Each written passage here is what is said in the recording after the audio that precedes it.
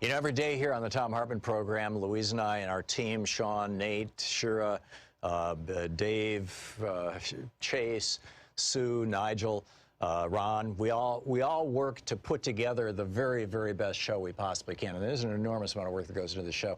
And one of the things that comes out of that is a lot of content, a lot of specific information that we go through and we dig out and, you know, we want to share with you. And Sue puts that into our newsletter every week. And I think you will, if you don't already receive our newsletter, it comes in email every day, about an hour after we're off the air, or maybe a couple hours after we're off the air.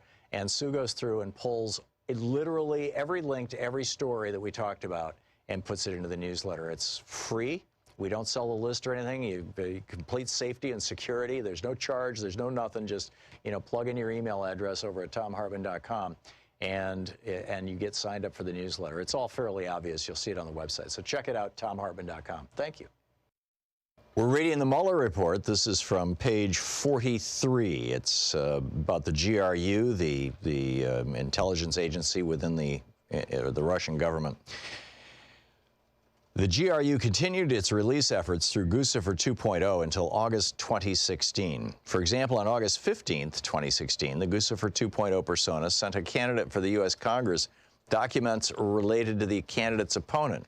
On August 22nd, 2016, the Guccifer 2.0 persona transferred approximately 2.5 gigabytes of Florida-related data stolen from the DCCC to a U.S. blogger covering Florida politics. On August 22nd, 2010, the Guccifer 2.0 persona sent a U.S. reporter documents stolen from the DCCC pertaining to the Black Lives Matter movement.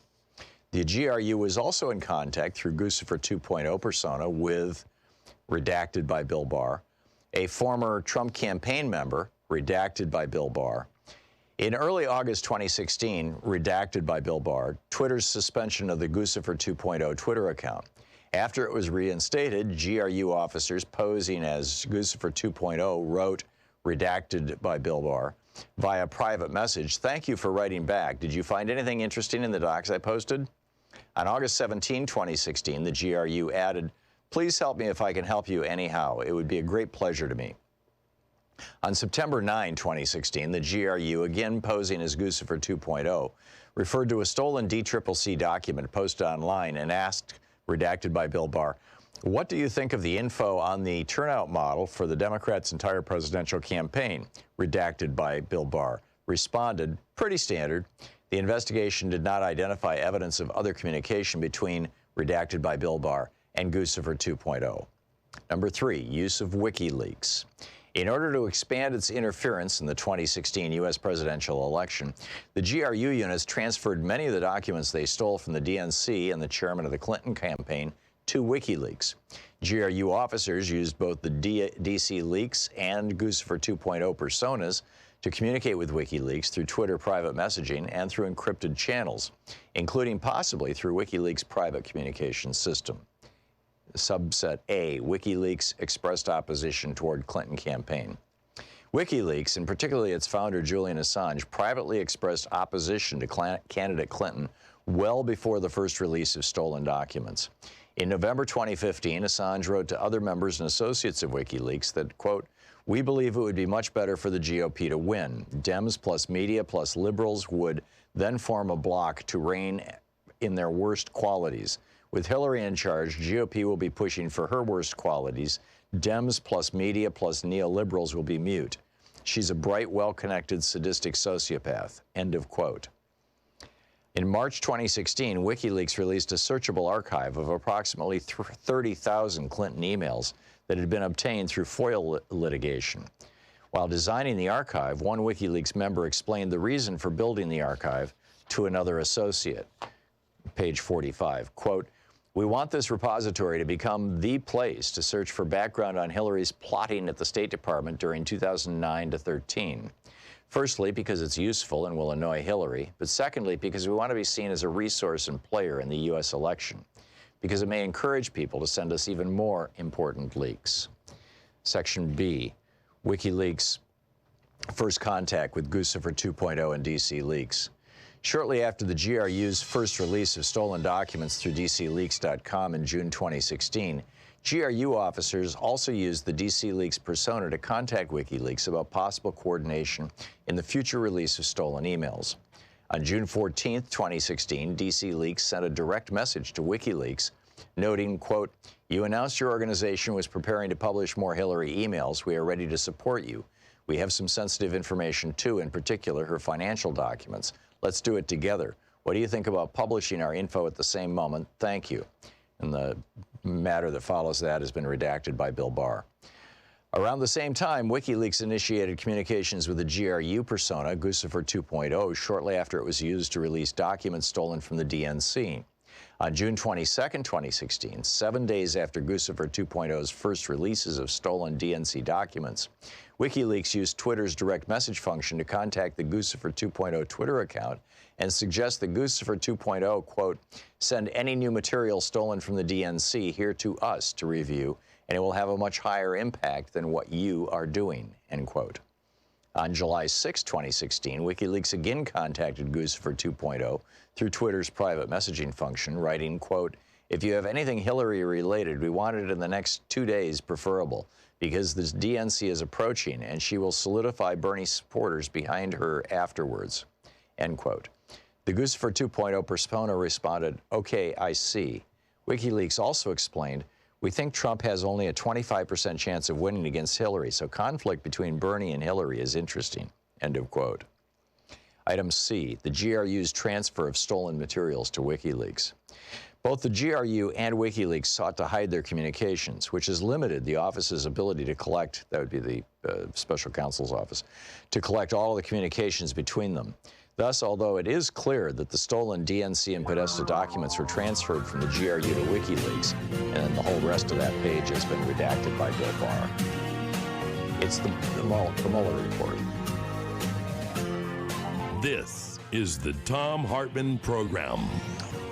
And greetings, my friends, patriots, lovers of democracy, truth, and justice, believers in peace, freedom, and the American way. Thom Hartmann here with you. Happy Monday. And we have a bit of a disaster. Well, it's not a bit of a disaster. This is potentially an apocalyptic disaster happening across the Midwestern United States. Now that the jet stream has been permanently disrupted by the changes in the Arctic, all the open water up in the Arctic, which is absorbing heat, and the Arctic is warming faster than any other part of the globe. And because that is happening, the jet stream is no longer rapidly moving weather cycles across North America.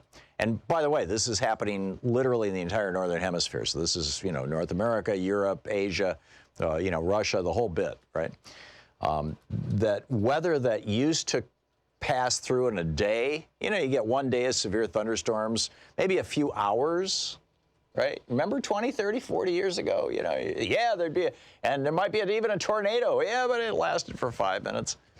Well, because the jet stream has basically disintegrated, it's broken up, it's fallen apart, the consequence of that is that weather patterns, what would have been normal weather patterns, passing through, two things have happened.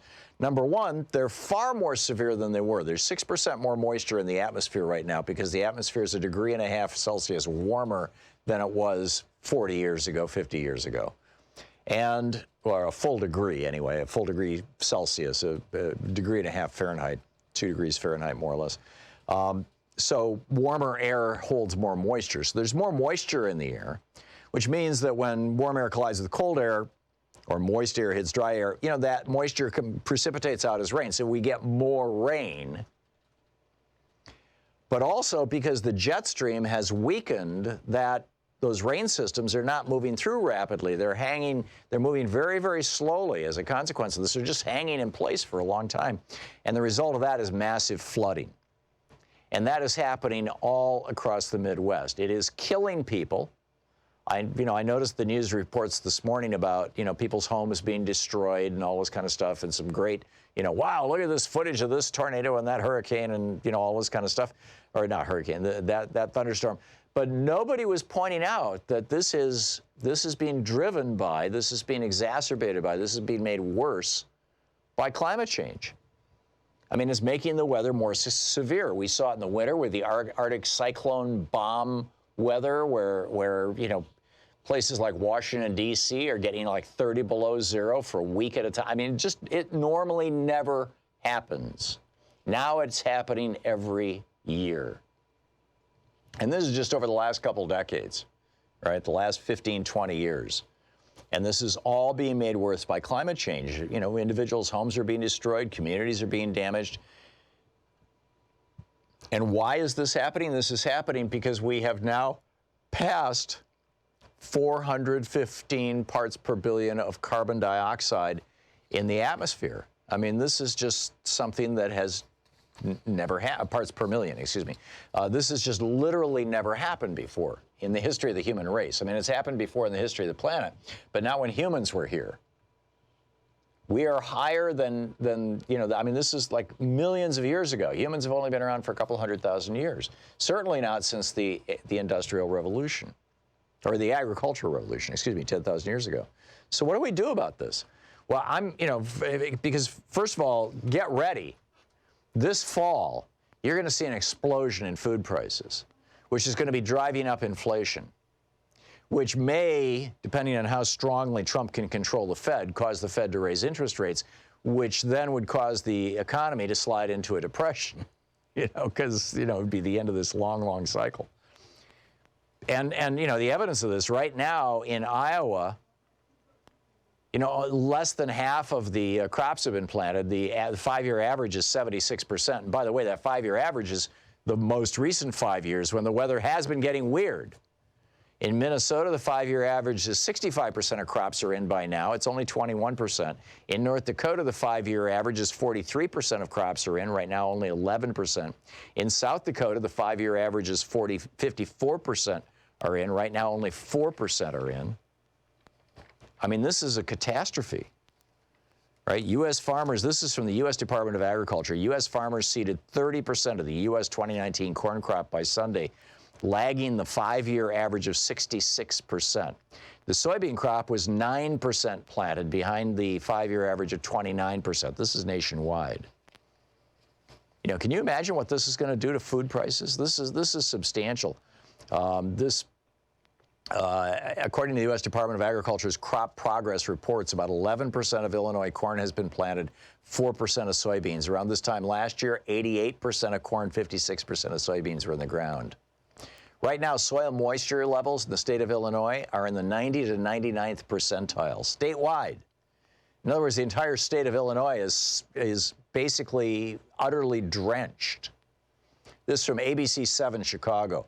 McNeil, they're talking about a farmer in Illinois. McNeil grows corn and soybeans on more than 500 acres in Grays Lake, but much of his farmland is underwater right now, and all of it is too wet to plant. Rain is a farmer's friend in the summer, but in the spring, too much rain keeps farmers from planting. The unusually wet spring has affected farmers throughout the Midwest, but Illinois has been especially hard hit. Experts say with the soil so wet, heavy, and cold, it takes the air out and washes nutrients away, making it difficult, if not impossible, for seeds to take root. So this is a national crisis, and it's just getting started right now. And what do we do about this? Over and over again, communities have tried to sue ExxonMobil or the Koch brothers or Koch Industries. I don't know if they've gone after specifically Koch. I know that they've gone after ExxonMobil, BP, some of these other companies that absolutely knew. We're in this uncharted climate experiment that in the 1980s, Exxon knew that this was coming. And they said, well, let's just hide it. Let's bury it. I think communities, instead of going to FEMA, they should be going to ExxonMobil. They should be going to Koch Industries. I mean, we provide a multi-hundred-billion-dollar-a-year subsidy to these oil companies on all different kinds of levels, the oil depletion allowance. I mean, there's all kinds of ways that we subsidize oil. And, by the way, coal and natural gas, fracking and everything else. The last time carbon dioxide was, and so frankly, I think that they should be paying for this. And I don't know if this is going to take legislation. I guess it probably would, because right now the courts are saying, no, you can't actually prove the relationship. Well, let's just pass a law Obviously, it's not going to happen with the Republicans in control of the Senate, but maybe after 2020, if we can make a big enough stink about this, let's just pass a law that says, very straightforward, that says if you suffer damage from weather, and the weather was outside of, say, the 70th percentile, let's say it was, in other words, it was unusually severe weather, then you may claim, say, 30%, 50%, 70%, whatever, of your damage directly from producers of fossil fuels. Take your pick. You can go after Peabody Coal. You can go after ExxonMobil. You can go, I mean, take your pick, right? The last time we had this level, we have 415 parts per million of carbon dioxide. The last time we saw this was 5 million years ago. There was no Greenland. Trees were growing in the south, at the South Pole. The seas were 82 feet higher than right now.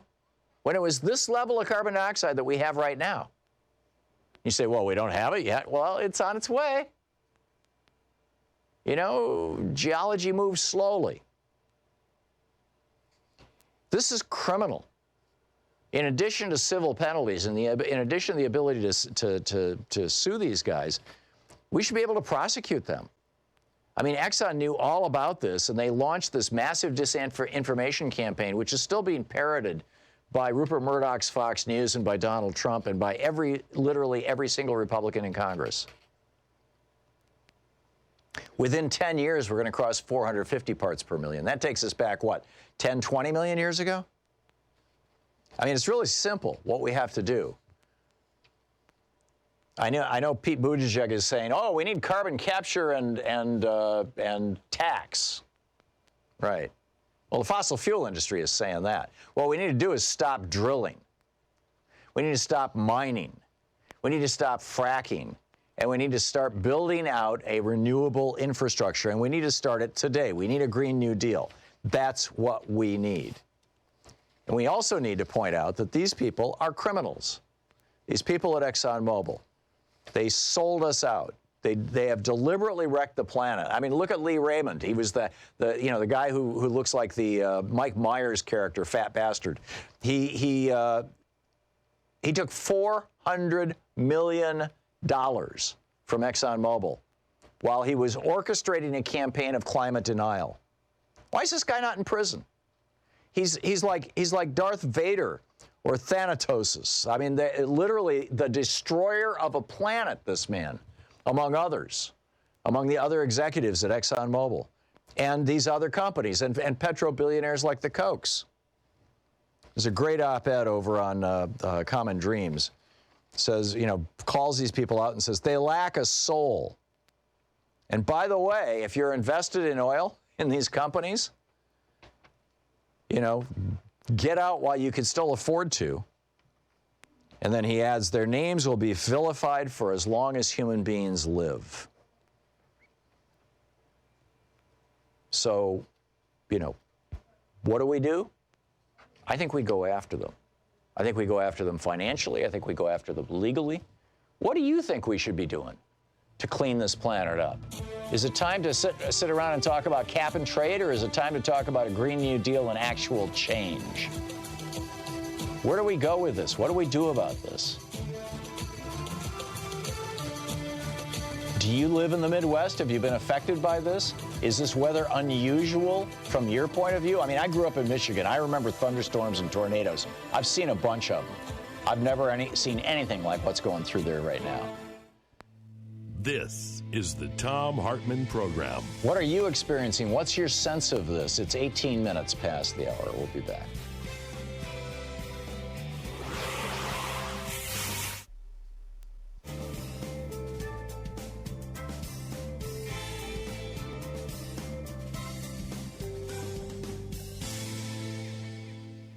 And welcome back. Doug, watch us on Free Speech TV. Hey, Doug, thanks, in Englewood, Colorado. Hey, Doug, thanks for watching. What's on your mind today? Doug? No Doug. Huh. Well, hopefully that's not the result of, that's the one thing we didn't test. I don't know. I'll try Doug again. Doug, can you hear me? Doug can't hear me. Okay. And I'm waiting for Joyce to throw another line up here so I can try somebody else other than Doug. But she's busy answering calls. So anyhow, in the next segment, we're going to be talking about millennials and whether millennials are the lost generation. The Wall Street Journal says a new report finds millennials are in worse shape than every preceding living generation. Okay, let's try Doug again. Doug, you can hear us? No. Okay, let's try Tim. Tim in Beaverton, Oregon. Tim, can you hear me? Uh-oh. Tim can't hear me either. Can you figure it out, Sean? It's not on my side. Nate? No, it wouldn't be on Nate's side. He does the phones, though. Oh, does the phones? Okay. All right. Well, let's see if we can figure this out because our phones are not coming through. So anyhow, back to the millennials. Keep calling. We'll figure this out. We got, something screwed up in our audio chain here. The millennials are the generation that's been most severely hit by Reagan's war on unions and working people and Reaganism's destruction of our educational system. We used to have free or cheap college, right? As I keep saying, when I was a kid, literally, when I was a kid in the late 60s, you could go to college.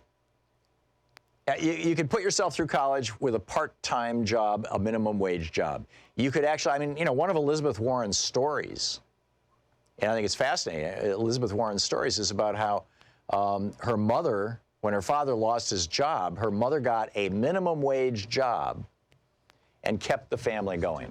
Say that again? I see Tim, yeah. I just, I put him on and we can't hear anything. I'll try it again. I got Tim on the air. You got Tim turned on. Nobody's hearing Tim. Okay, Tim, hang on. We're going to figure this thing out, not to worry. Okay, so what we have now is this situation where millennials are just, basically wiped out. And, this is the confluence of really two major forces. The first is Reaganism, supply-side economics, trickle-down economics, massive tax cuts for billionaires, and all that. Well, really three forces. Number one, Reaganism. Number two, the economic part of Reaganism. Number two, the union side of Reaganism, the destruction of unions. Unions, used to be a third of all workers. When Reagan came into office, it was about a third of all workers in the private sector. And now, 6%, right? So, when you don't have a high level of union density, you can't fight for good wages.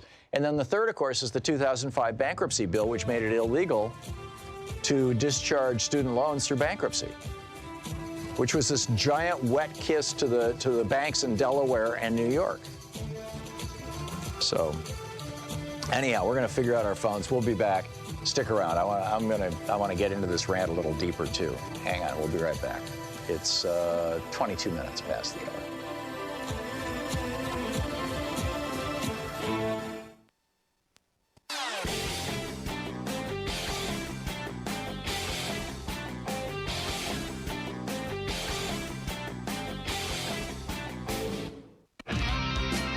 It's definitely connected. And welcome back. Thom Hartmann here. Thom Hartmann here with you. And, okay, I'll do that. Quit. Yep. So the other thing that I wanted to mention is that we have an entire generation. Now we're talking about, this massive destruction that could happen as a consequence, of basically our planet and our life and everything else, and certainly our food supply now that could happen as a result of what's going on. But, we also have an entire generation that's lost. I need to just try an experiment here. Doug in Englewood, Colorado, I'm putting you on the air. Can you hear me? Can we hear you? No, we're not hearing Doug. All right, we got to figure out what's going on here. And so anyhow, we'll do that during the break, and we will pick up your phone calls after the break. The Wall Street Journal says that a new report finds millennials are, quote, in worse financial shape than every preceding living generation and may never recover. These are the people that are most severely hit by Reagan's war on unions and working people. And close it, okay, sure. And Reagan's, war on unions. In addition to Reagan's war on college. I mean, Reagan destroyed free college, you'll recall. You know, he was the governor of California. He used to be able to go to college for free in California until Reagan came along in the 70s, and he said, enough of this, because those students, they were protesting. In fact, Reagan's famous line was, why should I pay for the tuition of students who are protesting my policies? Like, it's all about him, right? I mean, Reagan and Trump, a lot in common. So Reagan blows up free college in California. Then he becomes president. He blows up free college in the United States. And then you get these fools like Betsy DeVos and campaigns run by people like Bill Gates to privatize all public education, right? Let's have charter school choice, right? Let's have private for-profit schools. Let's have private for-profit colleges like Trump University. What a brilliant idea. And all these scammers like Donald Trump come out of the woodwork to start these phony baloney universities, and people end up millions and millions of dollars in debt. I mean, aggregately, actually billions, $1.5 billion in debt. Actually, it's $1.5 trillion in debt. It's hundreds of billions of dollars. Individually, hundreds of thousands, tens of thousands of dollars. And so we've got this lost generation. They note, the Wall Street Journal, again, quote, hobbled by the financial crisis and recession that struck as they began their working life, Americans born between 1981 and 1996 have failed to match every other generation of young adults born since the Great Depression. They have less wealth, less property, lower marriage rates, and fewer children. This is Reaganism. I mean, the neoliberal political and economic policies have absolutely devastated working people. And the newest and youngest entrants into the workplace are the most vulnerable, the least able to negotiate, and end up with the lowest pay and the greatest level of exploitation. That's how it works. This is Ronald Reagan's new America, right? And we had two Democratic presidents who had an opportunity to stop or reverse it. Neither was able to do so for various reasons. Clinton, I think, was cheerleading it. Obama didn't have the power to stop it. By the time Obama came along, it was fairly obvious what was going on. I think Bill Clinton actually thought it was going to turn out well. Obviously, it didn't. And then you had no shortage of Democrats who, during the George W. Bush administration in 2005, said, "Yeah, let's put student loans into that bankruptcy bill so students can't get out of their loans. The banks will love it. They'll give us more contributions." Oh, man. What do we do about the millennial generation? What do we do about the weather? What's going on with all this stuff? We will figure out our phone system here and be back with your calls after the break. It's 27 minutes past. They're coming up on 28 minutes past the hour here on the Thom Hartmann Program. How do we deal with climate change? How do we deal with a lost generation? And what are we going to do when the food shortages and the high prices of food start showing up this fall? You're listening to the Thom Hartmann Program. Call 202-808-9925. We'll be back with your calls after the break.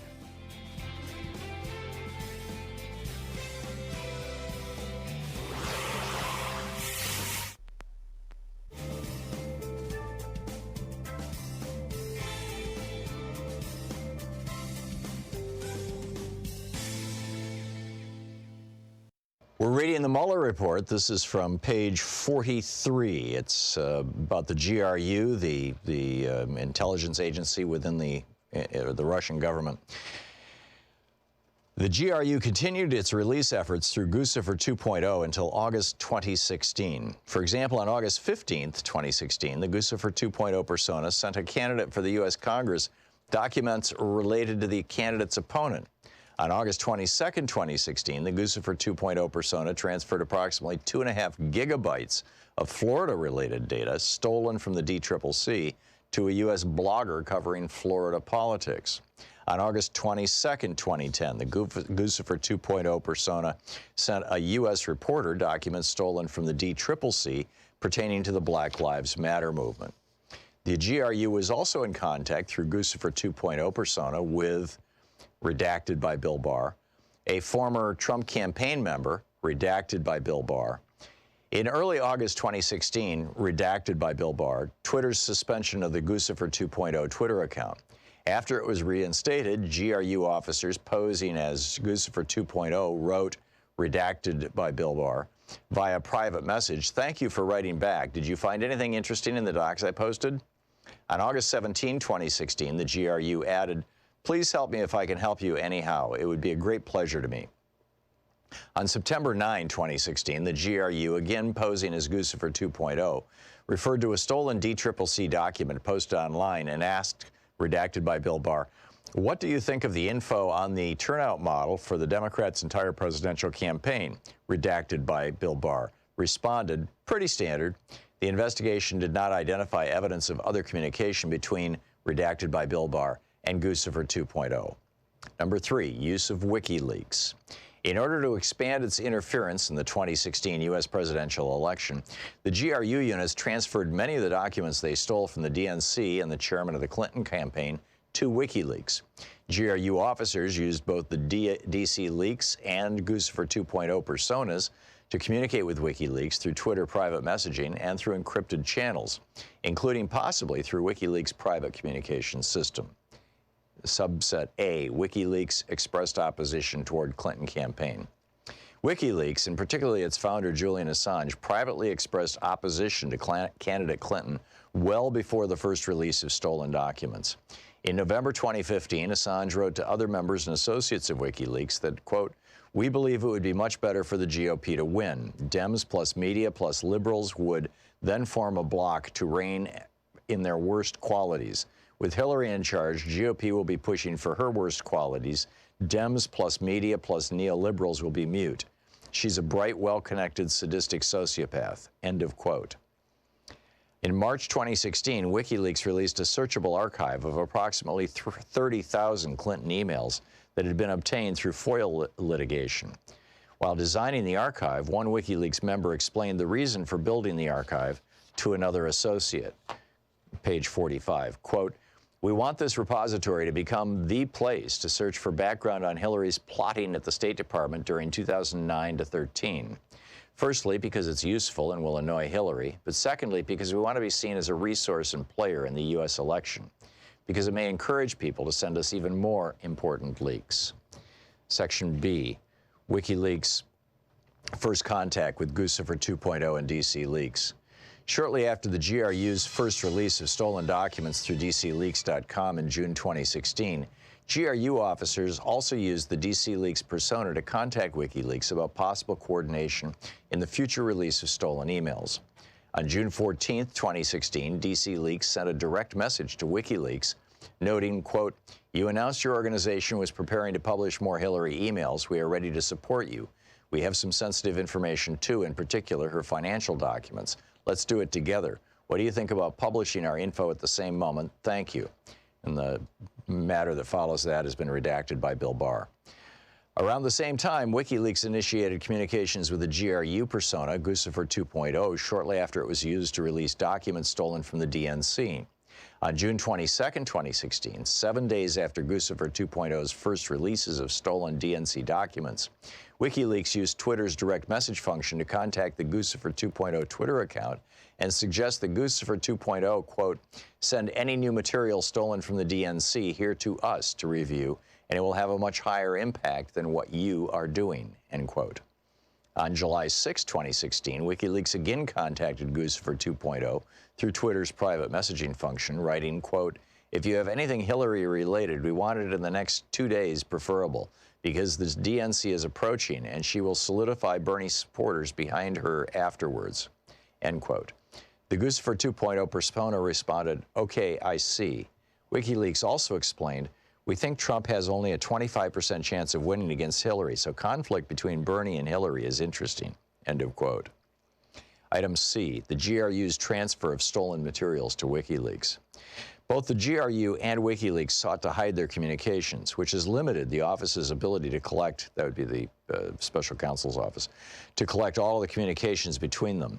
Thus, although it is clear that the stolen DNC and Podesta documents were transferred from the GRU to WikiLeaks, and then the whole rest of that page has been redacted by Bill Barr. It's the Mueller report. Want to connect with the show online? You can find the Thom Hartmann Program on Facebook, Twitter, and Instagram. I may be coming to your city soon on our book tour for The Hidden History of Guns and the Second Amendment. I'll be in New York, Washington, D.C., Portland, Los Angeles, Seattle, San Francisco, Chicago, and Minneapolis. Here I come. More information is available at thomhartmann.com. Welcome back. 34 minutes past the hour. Thom Hartmann here with you. Senate Majority Leader Mitch McConnell is saying that he is going to block any kind of legislation that might secure our elections. We're heading into what may well be the most consequential election in the history of the United States, one that may determine and define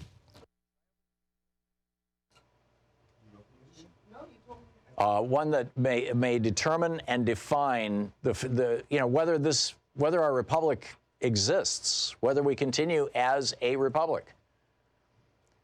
And Mitch McConnell is saying, I suppose, the Russians might hack it, or the Chinese might hack it, or the Israelis might hack it, or the Saudis might hack it, or, there's all kinds of organizations out there that might be hacking things, but we're not going to do anything about that because it worked out so well for Republicans in the past, It just worked out so well for Republicans. So why would we do anything about it, says Mitch McConnell. It's pretty amazing. It's absolutely pretty amazing. Anyhow, I think are our phone lines working? Can somebody tell me what's going on? Yes. Okay. I've got Neo Screener up. So I'm sorry to be talking about this on the air. It's the only way I can get information. Okay. So yeah, and let's just try this. Nate, just say hi, and let's see if anybody can hear Nate say hi. Yes, we hear you. We can hear Nate? Yep. Cool. Okay. Thank you. So our phones are now working. So if we had to dump everybody, so if you got dumped, call us right back, and we'll put you on the air. But this is a huge deal. This is a huge deal, and we need to be paying attention to it. So Bill in Sierra Blanca, Texas. Hey, Bill, thanks for listening to 1350 AM. What's up? Hi, Tom. I heard you talking about climate change, and I just wanted to, I was also reading at the same time an article, and we're very deeply involved in this. In Texas here, I live in West Texas, and there's just a frack explosion happening, taking all of our water to use for the enormous fracking there in Reeves County and also in the Midland Odessa Basin there. Mm-hmm. In any case, they want to make it a crime, a par to murder and child molestation, a felony for us to protest against pipelines. It's already passed the House and it's gone to the Senate, and I just think it's a horrible thing that hopefully Texans will rise up and hold accountable those in the Texas legislature and the Railroad Commission here in Texas, which regulates oil and gas, to stop this and take leadership over. Yeah, I'm with you. And by the way, Texas isn't the only one. Protesting a pipeline in South Dakota, protesting a pipeline. There's a number of states now that are trying to criminalize protest. And, I thought we had a First Amendment right to petition the government for redress of grievance. It's at least that's what it says in the First Amendment. But, apparently these right-wing judges that Mitch McConnell's getting on our courts, faster and faster and faster don't think that way at all. Bill, thanks a lot for the call. I do truly appreciate it. Elizabeth Warren sent out a note. She says, in Alabama, Missouri, and states around the country, extremist Republican lawmakers are trying to turn back the clock. This has to do with Roe v. Wade. But she says, we talked about this last week, of course, is the big story. And she says, but I've got a plan. Now, this is interesting. She says, Congress should pass new federal laws that protect access to reproductive care from right-wing ideologues in the states. Federal laws that ensure real access to birth control and abortion care for all women. Federal laws that will stand no matter what the Supreme Court does. So I mean, this is pretty straightforward stuff. This is what Elizabeth Warren is suggesting. Number one, create federal statutory rights that parallel the constitutional right in Roe v. Wade. Right? So in other words, well, I would say not just Roe v. Wade, but also Casey, Planned Parenthood versus Casey, which was the one where the Supreme Court said, okay, in Roe v. Wade, they said you have a right to an abortion under the Ninth and I forget what the other amendment was, but it wasn't the 14th. It should have been. But anyhow, your right to privacy, I guess it would be the 9th and 4th Amendments. And then with Casey, they said, yeah, and there's 3 trimesters, and we're going to come up with different rules for each trimester. Now, this was the Supreme Court basically writing legislation. If we're going to have legislation, then, why don't we just have legislation that imitates Roe and Casey? Those seem to be acceptable plans. Anyhow, Bill in Mansfield, Washington. Bill, what's on your mind today? Yes, I wanted to address the situation with the oil, a way that we could approach something. Are you familiar with a gentleman named Tucker in 1948 who made a car called the Tucker? Yeah, I vaguely recall that. There were like 100 auto companies, when Henry Ford got started, and there were probably 40 or 50 of them into the 40s when World War II happened. But yeah, well, I was so infuriated with this carbon tax issue. Not that I'm against trying to do something with the carbon, but the fact where they're going to place it on the people, when in fact they prevented the better ideas from coming to the marketplace, which has resulted in this pollution, the way that it is. Because we could have had greater gas mileage per carburetor. I know of a 50 or 72 mile per gallon, right? But they didn't allow it. My point being is, I brought up this to attorney because I mentioned Tucker, and that was a conspiracy on my part. I thought, gave him the movie, and he said to me, it was, and he said, are you aware that there's no statute of limitations on conspiracy as long as any of the parties are around? If that's true, Ford's here, Chrysler's here, General Motors here. We have environmental cleanup fund we need, so therefore we need to file suit. We want a rebate for every barrel of oil that was caused unnecessarily to be pumped out of that ground. Had the normal attrition implemented the better idea. We keep saying we're a capitalistic system. When I was born in 1942, we were known as a free enterprise system, predicated on the better ideas having their day. Right. And free enterprise is a different thing from capitalism. Capitalism is making money with money. Free enterprise is making money by starting and running businesses. That's what we were intended to be, and where we are is capitalism. We have been co-opted, if you will. Right. Capitalism is you earn capital with capital. I mean, it's just very straightforward. There's probably fewer than 100,000 capitalists in the United States. People who literally live off their investments. That's all they do. If we say we really are concerned about our children, that's one way to attack them, because Ford, Chrysler, and General Motors are still here. Therefore, and then that could be like that. No, I get it, Bill. I don't know. Conspiracy laws vary from state to state, and as will statutes of limitation. With regard to federal conspiracy laws, I have no idea. I'm not a lawyer. I just don't know. But it's something worth looking into. Thanks for alerting me to that. I'll keep my ears and eyes open. Sean in Stamford, Connecticut. Hey, Sean, what's on your mind? Oh, hi, Tom. How are you? You mentioned college before, and I remember seeing a lot of YouTube videos recently, and I was seeing some books about, is college worth it? And what you're finding out is half the comments are like, college is a scam, or if students wouldn't take gender studies, they would learn something. It's much more than that. Like, how simplistic can one get? Yeah, well, and college isn't just what you learn. College is also a rite of passage. College is a transition from adolescence to adulthood. College is an opportunity to learn to live on your own in a supportive environment. College is an opportunity to be exposed to people, to cultures, to ideas that you were never exposed to. These are all important parts of college. This is why liberal arts educations are, in my opinion, are so very, very important. Even if your goal is to end up being an electrical engineer. Why don't you just take plumbing, or some kind of go into practical schools like that? Like, well, if we were, then well, I don't know. But the thing was, it's like I keep saying the same argument, and it doesn't make any sense to me. Yeah. So what's the bottom line here, Sean? The bottom line is that we need to look at college as a place to learn and not as some kind of misplaced scam, because we're getting the wrong nudge in the past few years, because these students who are coming out of school now don't have good jobs coming waiting for them when they graduate. Yeah. Yeah, unfortunately, it seems to be the case. Sean, thanks a lot for the call. Morris in Long Beach, listening on KPFK. Hey, Morris, what's up? Oh, I got the answers, Professor. You know me because I read a lot. Johnson & Johnson, you know them, the baby powder. Baby J&J, yeah.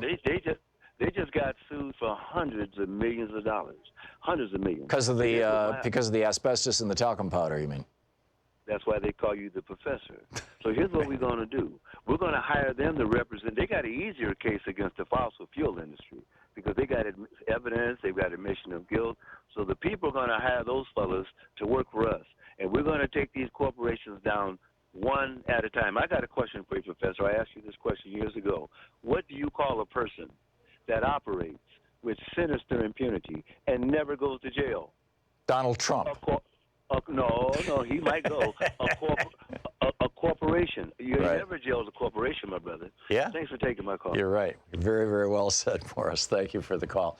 And thanks for listening to KPFK. We'll be back with more of your calls in just a moment. Stick around. It's 45 minutes past the hour here on the Thom Hartmann Program. Brand new Monday. A dark moment, Elizabeth Warren writes. But, hey, let's absolutely put Roe v. Wade into law. We can do this. We can do this. It's very straightforward.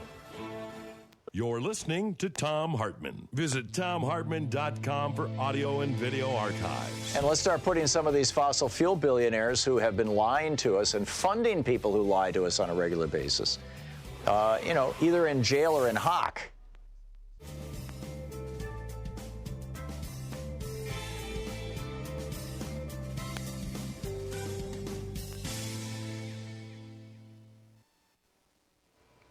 And welcome back. Tim in Beaverton, Oregon. Hey, Tim, what's on your mind today? Yeah, I finally got through. I'm kind of a tough phone situation. Yeah, it still is. We've got some distortion. We got to figure out what's going on. We had a power failure here in northern Portland yesterday, Sunday, for about an hour. And so all of our equipment here in the studio got rebooted, and I'm not sure we reconfigured everything correctly this morning. We've been working on it all morning. Anyhow, what's up? Can you hear me? Yeah, just fine. Okay, yeah, I kind of put things in historical perspective because you were looking back at the Clinton and the Obama administration. Mm-hmm. A lot of people don't give Jimmy Carter credit. There's the recent anniversary of a $1.5 billion fund that they put together to help environmental cleanup back in the 70s. And then in addition to that, Carter put solar panels on the White House. When did that all end? When Reagan got into office. Oh, yeah, and Reagan was brought into office with oil money. They were huge behind Reagan. I mean, they were everybody at the main ball that Reagan had. Everybody was wearing cowboy boots. Why? Because of all this money from Texas. Right, and then putting this in historical perspective, most of the states you were just talking about the agriculture and so forth are obviously Republican oriented. It's mostly an emotional response for people to vote that way. But when they have all these disasters and they go to these areas and they interview these people, the first question I would ask them is, are you a registered Republican, and did you vote for Trump? And if they say yes, then I'd say you're getting exactly what you voted for. Yeah.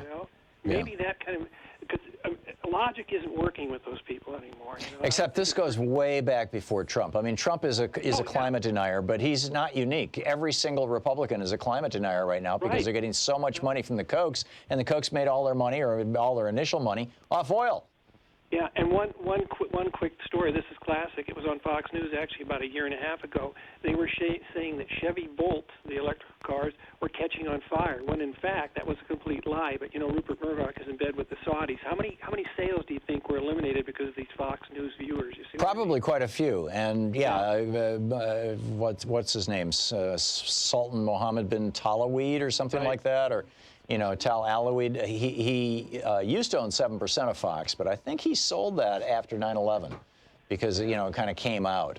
I'm not sure exactly when. Murdoch's got his hands deep in Saudi oil, so what they want to do is sell gas for $5 a gallon and eliminate electric cars, basically, is what they'd like to do. Oh, yeah. It's scary. Yeah. Well, thanks for taking my call. Sure, I'm with you. Thank you, Tim. Mark in Davenport, Iowa. Hey, Mark, what's up? Hi, thanks for taking my call. Sure. We have had record flooding here in Davenport, Iowa, and even though the floodwaters have subsided, the Mississippi River is still not all the way back in the banks, and we have rain forecasted every day for the foreseeable future, for 2-3 weeks before we are going to have any chance of drying out at all. And so they're looking now at the river rising again, and when this flooding will actually end. Not only has this been the worst flooding we've ever had, it's also been the longest flood we've ever had, and it's going to continue for the foreseeable future. Yeah, and we're seeing this out here in the Pacific Northwest. It's another day, I'm walking into work this morning, 53 degrees and cloudy. At least it wasn't raining, but it has been raining a lot out here. I think we're at 140% of normal. And, it's the same thing. It is the jet stream moving very, very slow instead of rapidly, so these systems are sticking around when normally they would just blow through in a day or two. Mark, thanks for the heads up, and thanks for your report from Iowa. Appreciate it. And thanks for watching Free Speech. We'll be right back.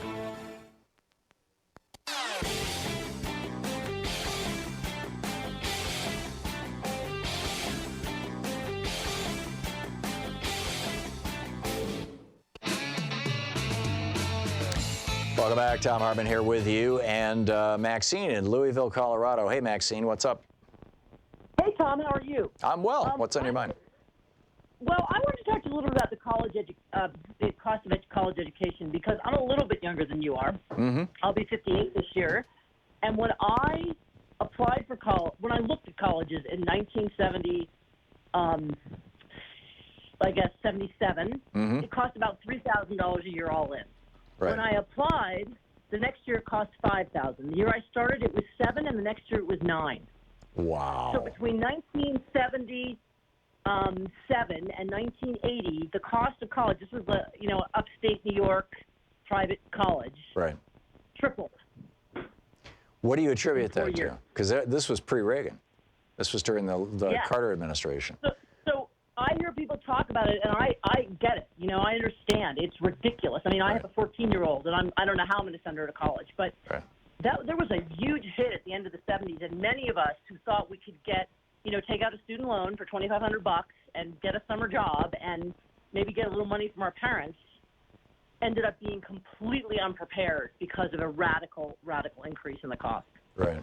And I don't know what drove it back then, but that was, even prior to Reagan. That's interesting, Maxine. I've heard a number of suggestions, about what's driving this, and of course the right-wing sales pitch is, well, these are going up because the federal government is offering loan guarantees and offering scholarships and Pell Grants and all this kind of stuff, but that's complete BS. I mean, if you look back in the 40s, 50s, and early 60s. Large chunks of the college populations across the United States were 100% paid for by government through the GI Bill, and that didn't cause any kind of inflation at all of the cost of going to college. So. No, and I ended up dropping out, becoming financially independent, which you could do back then. Now you can't do that. Right. If you're even up till 25 or 26, even if you're financially independent, the colleges look at your parents' tax return. So I dropped out, became financially independent. Moved out to California at the time and got through school on Pell Grants, on GSLs, on National Direct Student Loans. I mean, that's how I managed to do it, and still graduated like in 1985 with $25,000 worth of debt. That's insane. To me, was not that bad because that was my starting salary as a software engineer. So to me, I looked at it and said, okay, I think that was a reasonable amount of debt I felt, although I would be nice not to have any of that. Yeah. So I think it's really the ratio of debt to income. If you've got $250,000 worth of debt and you're making $60,000 a year, that's just, But in every other developed country in the world, they have fewer billionaires and they have completely free college, or close to it. I'm with you 100%. I mean, I'm literally looking at this and trying to figure out how my daughter is going to do it, and she's a bright student, and. Yeah, and my guess is she goes to a second-tier college because she'll get more money that way.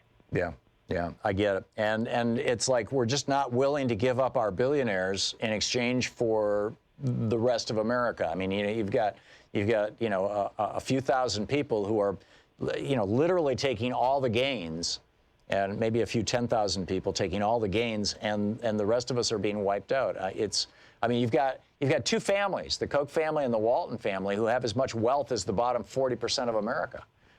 That's pretty mind-boggling, right? We're not willing to give up our billionaires.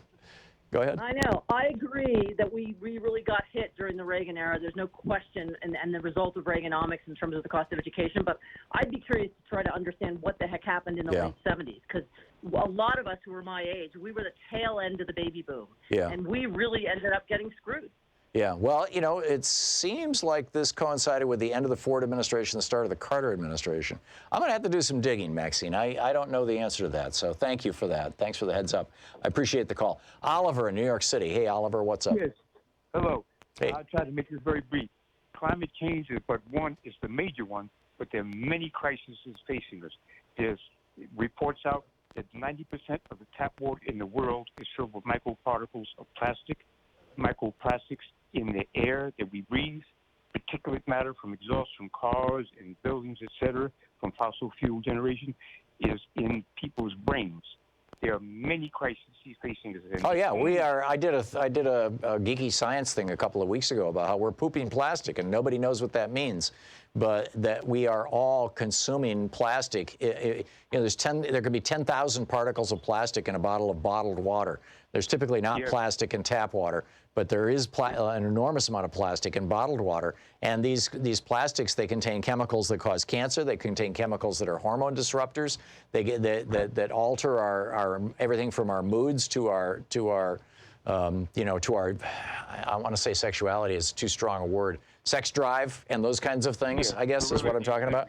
Our ability to be functionally sexual beings. And also it can exacerbate, hormone-related tumors, breast cancer, prostate cancer, things like that. We are getting this stuff in our food because our food is wrapped in plastic. Anything you eat in a restaurant probably came into that restaurant, if it's a chain restaurant, in a giant plastic box from someplace else. And all the processing was done, pumping all this processed food through these plastic pipes and tubes. Spot on, Oliver, spot on. Marta in Big Bear Lake, California. Hey, Marta, what's up? Well, we just got a snowstorm in Southern California this morning, so we're looking at possibly a return to a major drought this summer and really extreme fire risk.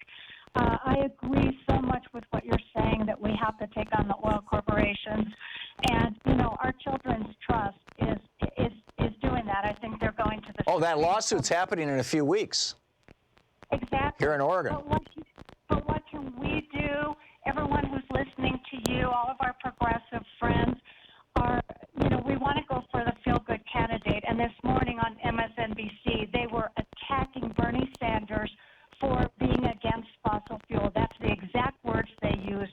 And they are supporting Joe Biden. They're heralding him as patriotic. Well, I don't think you can label all of MSNBC. I'm assuming you're talking about Stephanie Ruhle's show. No, I'm talking about Chris Matthews on Morning Joe. Oh. However, I looked at the conservation voters, and Biden has voted for fossil fuel every time. Oh yeah, I know. Marta, thank you for the call. We're gonna try and figure out what's the deal here with the distortion in our audio and our phones and get that fixed, because in the next hour, Congressman Mark Pocan's going to be taking your calls for the hour. Stick around. We'll be right back.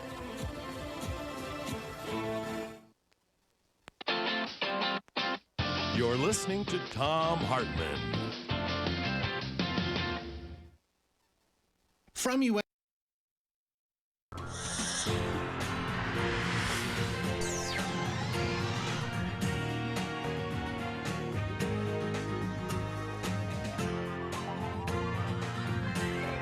We say fight back!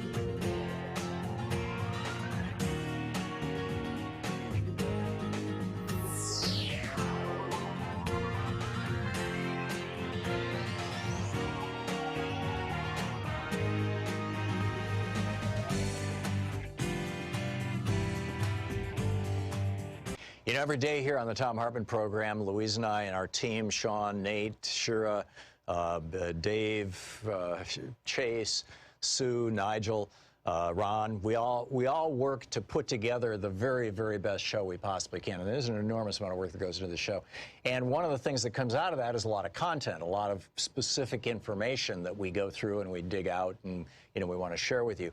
And Sue puts that into our newsletter every week. And I think you will, if you don't already receive our newsletter, it comes in email every day, about an hour after we're off the air, or maybe a couple hours after we're off the air. And Sue goes through and pulls literally every link to every story that we talked about and puts it into the newsletter. It's free. We don't sell a list or anything. You complete safety and security. There's no charge. There's no nothing. Just, you know, plug in your email address over at thomhartmann.com. And you get signed up for the newsletter. It's all fairly obvious. You'll see it on the website. So check it out, thomhartmann.com. Thank you. We're reading the Mueller report. This is from page 43. It's about the GRU, the intelligence agency within the Russian government. The GRU continued its release efforts through Guccifer 2.0 until August 2016. For example, on August 15th, 2016, the Guccifer 2.0 persona sent a candidate for the U.S. Congress documents related to the candidate's opponent. On August 22nd, 2016, the Guccifer 2.0 persona transferred approximately 2.5 gigabytes of Florida-related data stolen from the DCCC to a U.S. blogger covering Florida politics. On August 22nd, 2010, the Guccifer 2.0 persona sent a U.S. reporter documents stolen from the DCCC pertaining to the Black Lives Matter movement. The GRU was also in contact through Guccifer 2.0 persona with, redacted by Bill Barr, a former Trump campaign member, redacted by Bill Barr. In early August 2016, redacted by Bill Barr, Twitter's suspension of the Guccifer 2.0 Twitter account. After it was reinstated, GRU officers posing as Guccifer 2.0 wrote, redacted by Bill Barr, via private message, "Thank you for writing back. Did you find anything interesting in the docs I posted?" On August 17, 2016, the GRU added, "Please help me if I can help you anyhow. It would be a great pleasure to me." On September 9, 2016, the GRU, again posing as Guccifer 2.0, referred to a stolen DCCC document posted online and asked, redacted by Bill Barr, "What do you think of the info on the turnout model for the Democrats' entire presidential campaign?" Redacted by Bill Barr responded, "Pretty standard." The investigation did not identify evidence of other communication between, redacted by Bill Barr, and Guccifer 2.0. Number 3, use of WikiLeaks. In order to expand its interference in the 2016 U.S. presidential election, the GRU units transferred many of the documents they stole from the DNC and the chairman of the Clinton campaign to WikiLeaks.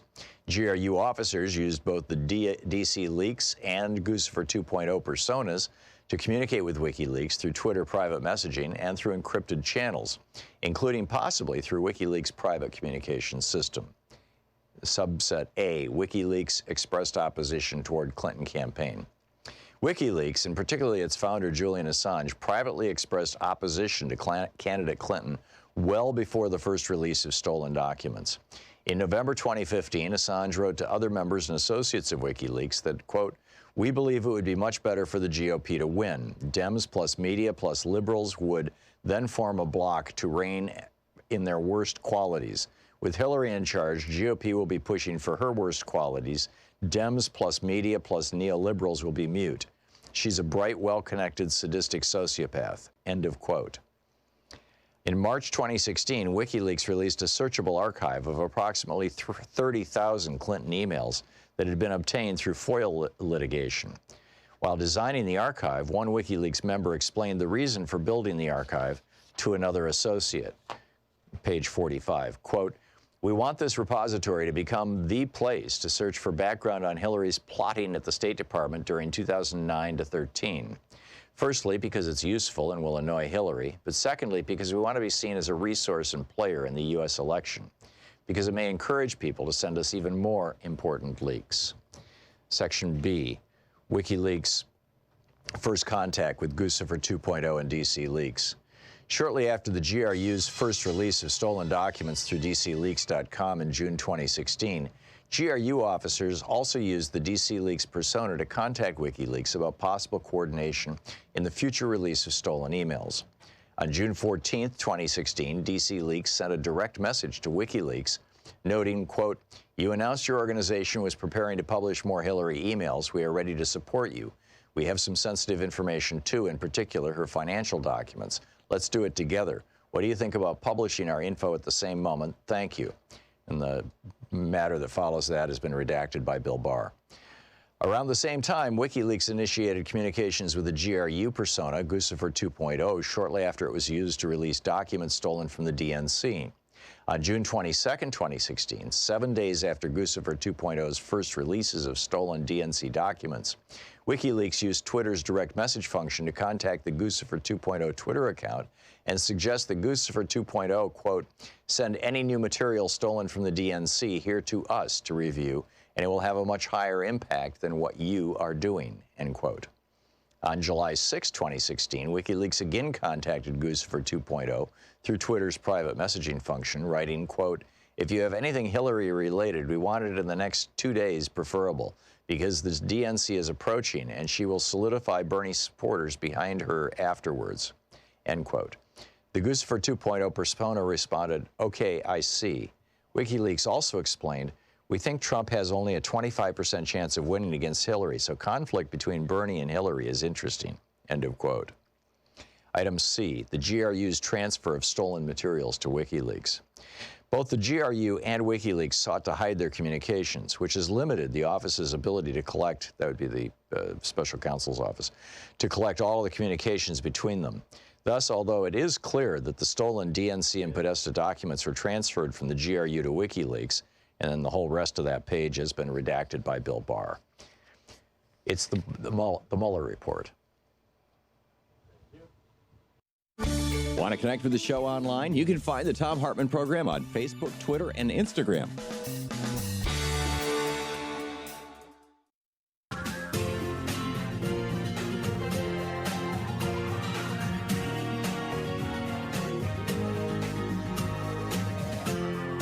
This is the Thom Hartmann Program.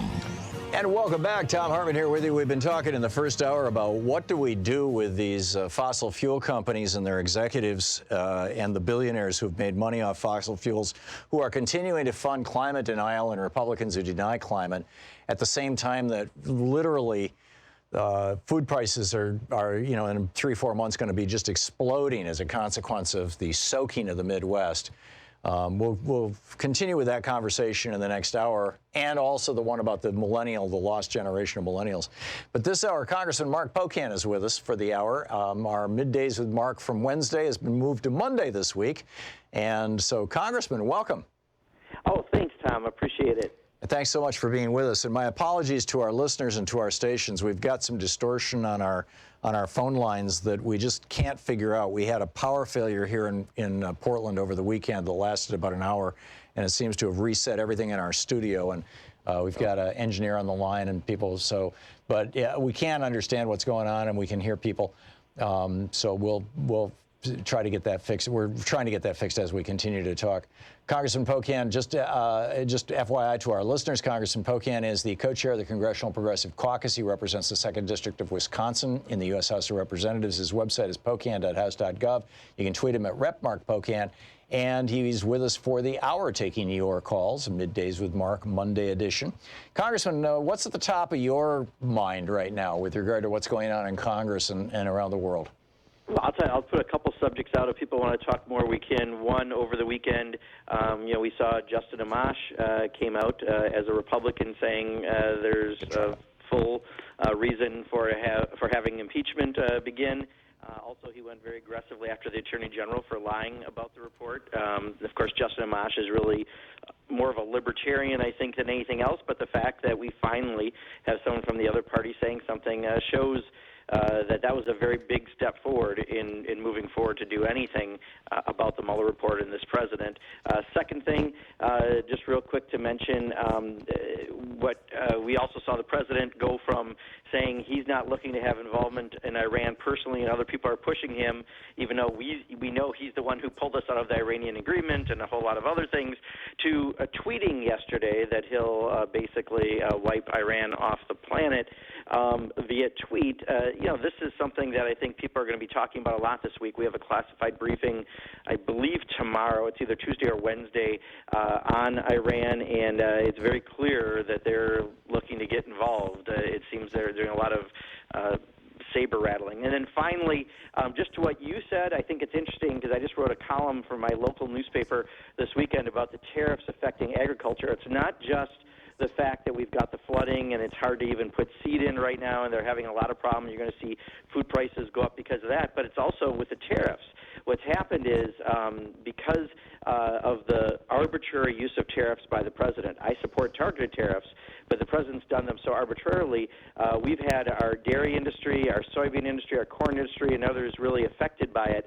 I ran into one of my farmers last week in Washington, and he told me that that program the president claims he's making up for farmers because of the money they're losing because of his dumb tariff proposals. A soybean farmer gets about 50 cents on the dollar. A dairy farmer gets about 2 cents on the dollar, and a corn grower gets about a penny on the dollar. So, which means we're going to have massive bankruptcies in the farming sector this fall, right? You are going to lose. We lost 800 family farms in Wisconsin last year alone. We're going to lose more small farms. More CAFOs are going to come in and buy them, and that's going to affect pricing for everyone. So that's that was my second question. During the Reagan era, when Reagan was allowing basically, big ag to just go nuts, they've stopped enforcing the Sherman Act, and it created this crisis in farm communities because they were driving down prices. They controlled the wholesale market. They were driving down prices to the point where farmers were desperate, and then they were going in and buying their farms and saying, well, you can still live here, pay us rent, you can still work the farm, and we'll pay you a little commission here on what you grow and all that kind of stuff. But what we've also noticed is we've got historic low prices on dairy, for example, and that's really affecting my district. What used to happen is a lot of those big companies like Monsanto and others would keep their prices down when prices were down. Right now they're not. They're raising prices. So the farmers are being squeezed with lower prices, higher costs, and then now the tariffs. This is the perfect storm to lose a lot of family-owned businesses. Wow. It's extraordinary. Congressman, do you think that there's any way that, ExxonMobil knew about this in the 70s and the 80s. They wrote a memo in the 1980s saying that by the year 2020, which is more or less now, that CO2 levels in the atmosphere could be as high as 420 parts per million, which is they're at 415 right now, and levels that have never before been seen by human beings. And they also predicted that the consequences of this would be sea level rise and severe weather. I mean, the ExxonMobil scientists knew what was going on, and ExxonMobil instead, and it's not just ExxonMobil. I mean, it's basically the fossil fuel industry broadly. And what did they do? I mean, they did a year or two of serious research into alternatives, and even thought about becoming an alternative fuel company, and then said, screw that. We're just going to fund, the Heartland Institute and these other, phony baloney so-called science outfits that are, in many cases, 501c3s, living off our tax dollars, nonprofit organizations that are promoting lies about climate. I mean, it's absolutely insane. This may be one of the ways I noticed for the first time people seem to kind of woken up in the last cycle to Democratic attorney generals across the country, or attorneys general, I guess is the way you're supposed to say it. My good friend and your good friend Keith Ellison is now attorney general in Minnesota. Our attorney general in Wisconsin, Josh Kaul, just last week did a lawsuit against the manufacturers of OxyContin. This may be the best place to go after some of them is through these attorney generals going on behalf of consumers. So I'm hoping that may be a path to try to go after this. Yeah, I mean it's really quite extraordinary. We're going to Congressman, I'm going to hit a break here. We're going to have to probably reboot or switch around or something in our phone systems. So Sean, we're in break right now, and we'll be right back.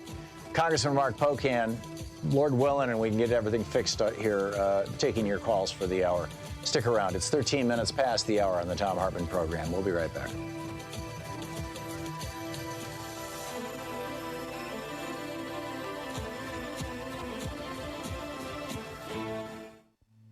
This is the Thom Hartmann Program. We'll be back. Stick around.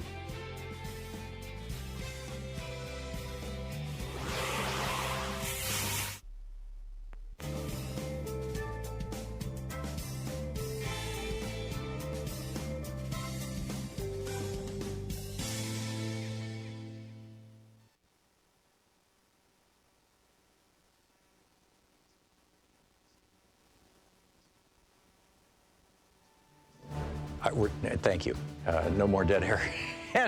and we're going to try, Congressman, try your audio now.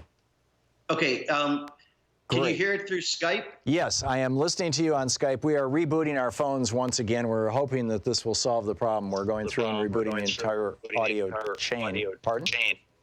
I can't hear your name. I've got everything closed. So anyhow, you and I are talking here for the moment, and I'm just wondering what do you think? Where do you think that this thing with Iran is going to go? Does this concern you as much as it does me? Well, absolutely. Especially the president seems to be trying to act as if it's other people in his cabinet that are promoting this, which I'm sure they are. But every action the president's taken has been to put us closer to involvement with Iran, starting with breaking the Iranian agreement that many of us, whipped and worked hard to pass in Congress. And, then you watch the president, I think on Friday or somewhere around there, say, oh, he doesn't want to go to war. It's his people. He's trying to stay out of it. And then he tweets out yesterday, essentially, that he'll wipe Iran off the planet. I'm paraphrasing only slightly. So this is really unstable, and some people hypothesize that it's awful hard to do any impeachment proceedings if you're involved in a war, and we're really concerned. So we do have a classified briefing, either Tuesday or Wednesday. I believe it's tomorrow, and hopefully we'll have a very good, frank conversation. But clearly the administration is up to no good right now, in my opinion. Yeah. It seems to me, my concern is that Bolton and Pompeo are both explicitly war hawks. I mean, they were gung-ho for the Iraq War, no apologies, gung-ho for the Afghanistan War. They've been basically gung-ho for any war that they can get involved in. And it seems like they've been very successful at maneuvering Trump into positions where he may unwillingly end up with a war on his hands. I mean, is it possible that he is being that easily manipulated by these guys? Well, I think they clearly are very hawkish and would have no problem going to war for lots of different reasons. For Donald Trump, I find him nearly impossible to predict because he knows so little about the job that he has. When it comes to trade, he won Wisconsin and Michigan and I think Pennsylvania because he talked about bringing American jobs back. He talked tough on trade. And then now he's done all these random tariffs and they've actually hurt people far more back home. And he hasn't brought jobs back home. He doesn't understand it. When it comes to war, he talked about bringing troops home. And yet time after time, he lets them still ultimately make the call. But in this case, I actually, I wish I didn't believe this, but I do believe that he thinks something like that would be an awful convenient way to ensure that you don't start perhaps an impeachment process, because it's awful hard to impeach a president during a time of war. And, I'm just real skeptical because there is absolutely no reason for us to be. Yeah. Oh, that's right, the Skype. Congressman, when we're talking to you on Skype audio, whenever the music starts, it absolutely kills the Skype audio. So don't try and talk over the music here for a little while. We're going to continue our conversation with Congressman Mark Pocan. Stick around. We'll be right back.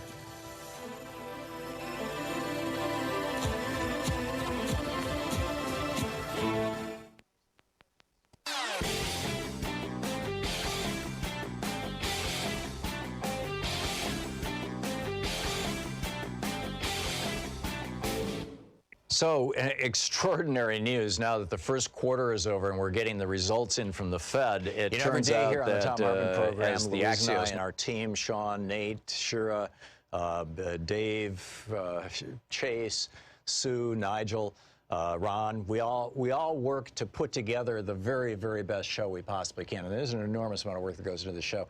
And one of the things that comes out of that is a lot of content, a lot of specific information that we go through and we dig out and, we want to share with you.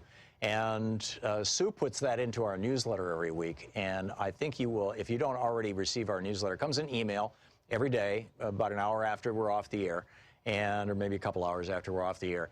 And Sue goes through and pulls literally every link to every story that we talked about and puts it into the newsletter. It's free. We don't sell a list or anything. You complete safety and security. There's no charge. There's no nothing. Just, plug in your email address over at thomhartmann.com and you get signed up for the newsletter. It's all fairly obvious. You'll see it on the website. So check it out, thomhartmann.com. Thank you. Want to connect with the show online? Talking with Congressman Mark Pocan. I'm sorry to have to ask this on the air, but nobody is telling me. Should I open Neo Screener or should I open Assistant Producer or what? We don't know yet. Okay, Congressman, you're still with me? I am. I'm here. Okay. Well, let's continue our conversation here for this half hour, and then during the break at the bottom of the hour, we're going to try and reset everything one more time. We had a power failure here in Portland, lasted about an hour Sunday morning, and apparently it has scrambled all kinds of things. We were talking about Iran just a moment ago. We've been talking about I believe we talked about the student loan situation. We've been talking about fossil fuels and things like this. I'm wondering your take on how the politics of all this are shaking out. Are there any Republicans at all who are willing to take on the fossil fuel billionaires who fund the Republican Party? Yeah, it's tough. And I'll be perfectly honest, I have some problems with a few Democrats when it comes to the fossil fuel industry. I remember there was a former Democrat from Texas during one of our special order hours where we go on the floor of Congress and talk about something. The Congressional Progressive Caucus has an hour every week. I was talking about climate change and issues, and this Democratic member, afterwards came up, he goes, "I almost came and debated you on the floor during your special order hour." So it's not just, I wish I could say it's just Republicans, but in many cases, it is a very powerful special interest with a lot of money. And I do think the vast majority of Democrats are willing to stand up to him, but it still is very much an uphill climb. And I think one of the issues that people need to know, I think a lot of people seem to feel like Nancy Pelosi is dragging her feet on impeachment.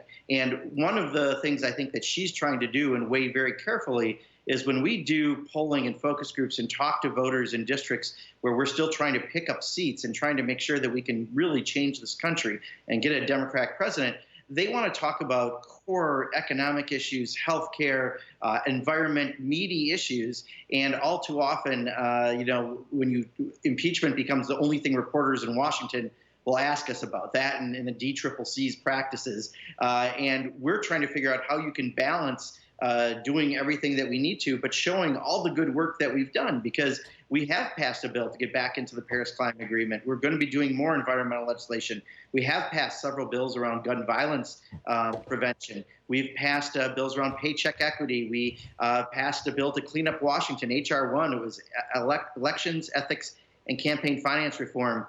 There's a lot happening right now by Democrats. This week we got a big bill on retirement security, and yet it's the balance of making sure people know we're doing the things they really want us to do, but also doing the proper oversight. And I think when it comes to something like the environment, while we're trying to do things, it's hard to get Republican support, even though there is a climate caucus that has some Republican members. You don't really see much out of them other than joining the caucus. But we have a few members of our own caucus to deal with on the issue. Yeah.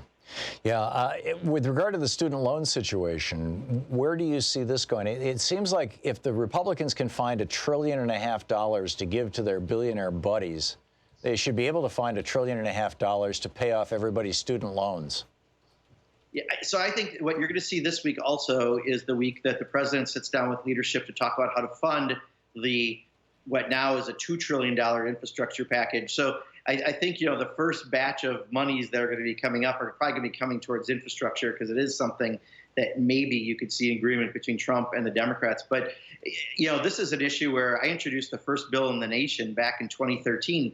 There's a group called One Wisconsin Now that does some great public policy work here in the state, did some outstanding work on student loan debt and how fast it was rising. We introduced the first bill back in 2013. The next year, Senator Gillibrand, Senator Warren, both introduced their own versions. My version, actually, we've introduced with the Republican. We have bipartisan support on that. And yet, of course, Paul Ryan would never put that up there. I think we will have a chance to address issues like refinancing of debt. For sure, I believe this session. We're trying to get debt-free college ideas out there as well. I'm not sure what luck we'll have, given we've got a Republican Senate and a Republican White House. I think when you get to debt cancellation, that's probably the third, and probably in that order, because I think we can do refinancing of debt relatively easily, and I think we could do that this year. Then we're trying to get to the bigger concept of making sure people don't have debt. And then I think when you get to that last part, that is the one that's going to be the trickiest. And with a Republican Senate, Republican president, very difficult to do. I had a caller earlier who was talking about her experience in the 1970s going to college. And I mean, I went to college in the 60s, and it was, a couple $100 a semester or a term at Lansing Community College and at MSU. I mean, they were the LCC was a lot cheaper, but still, it wasn't much. And she said that she went to school in the 70s, and that when she was applying in 70, I'm doing this from memory, so I'll probably get it wrong, but the principle is doable. That like in 73, 74, when she was applying for college, it was $3,000 a year, which was doable. The next year, it was up to $4,000. Then the year after that, it was up to $5,000 or $6,000 a year. I mean, that literally in the 70s, there, from the end of the Jerry Ford administration through Jimmy Carter's administration, that was the period of time when college costs began to explode. Now, that was also the period of time. Buckley versus Vallejo. Vallejo was 1976. That was the Supreme Court decision that said that billionaires and corporations can own politicians, that money is free speech. There was also, that was I think it was 73, as I recall, that the Supreme Court adopted Robert Bork's philosophy on monopoly, that it was fine to have giant monopolies as long as consumer prices were low. I'm not sure if that had any application in schools. But, I can't apparently blame it all on Reagan.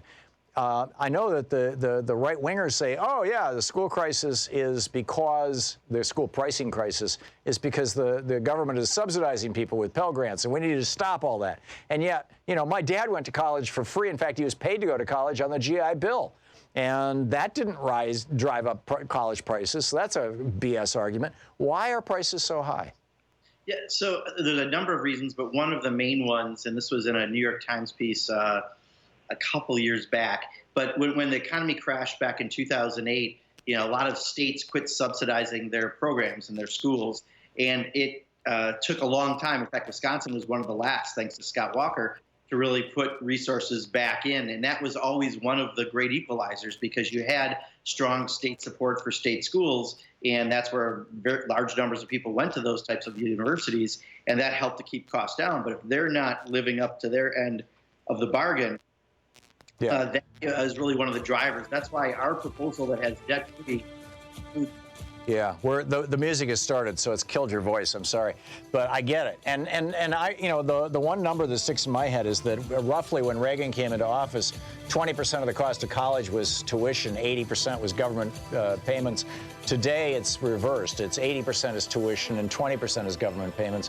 I wonder if that started in the 70s. Anyhow, we'll be back with Congressman Mark Pocan. Stick around. You're listening to the Thom Hartmann Program. Call 202-808-9925. Coming up on 28 minutes past the hour. We'll be right back.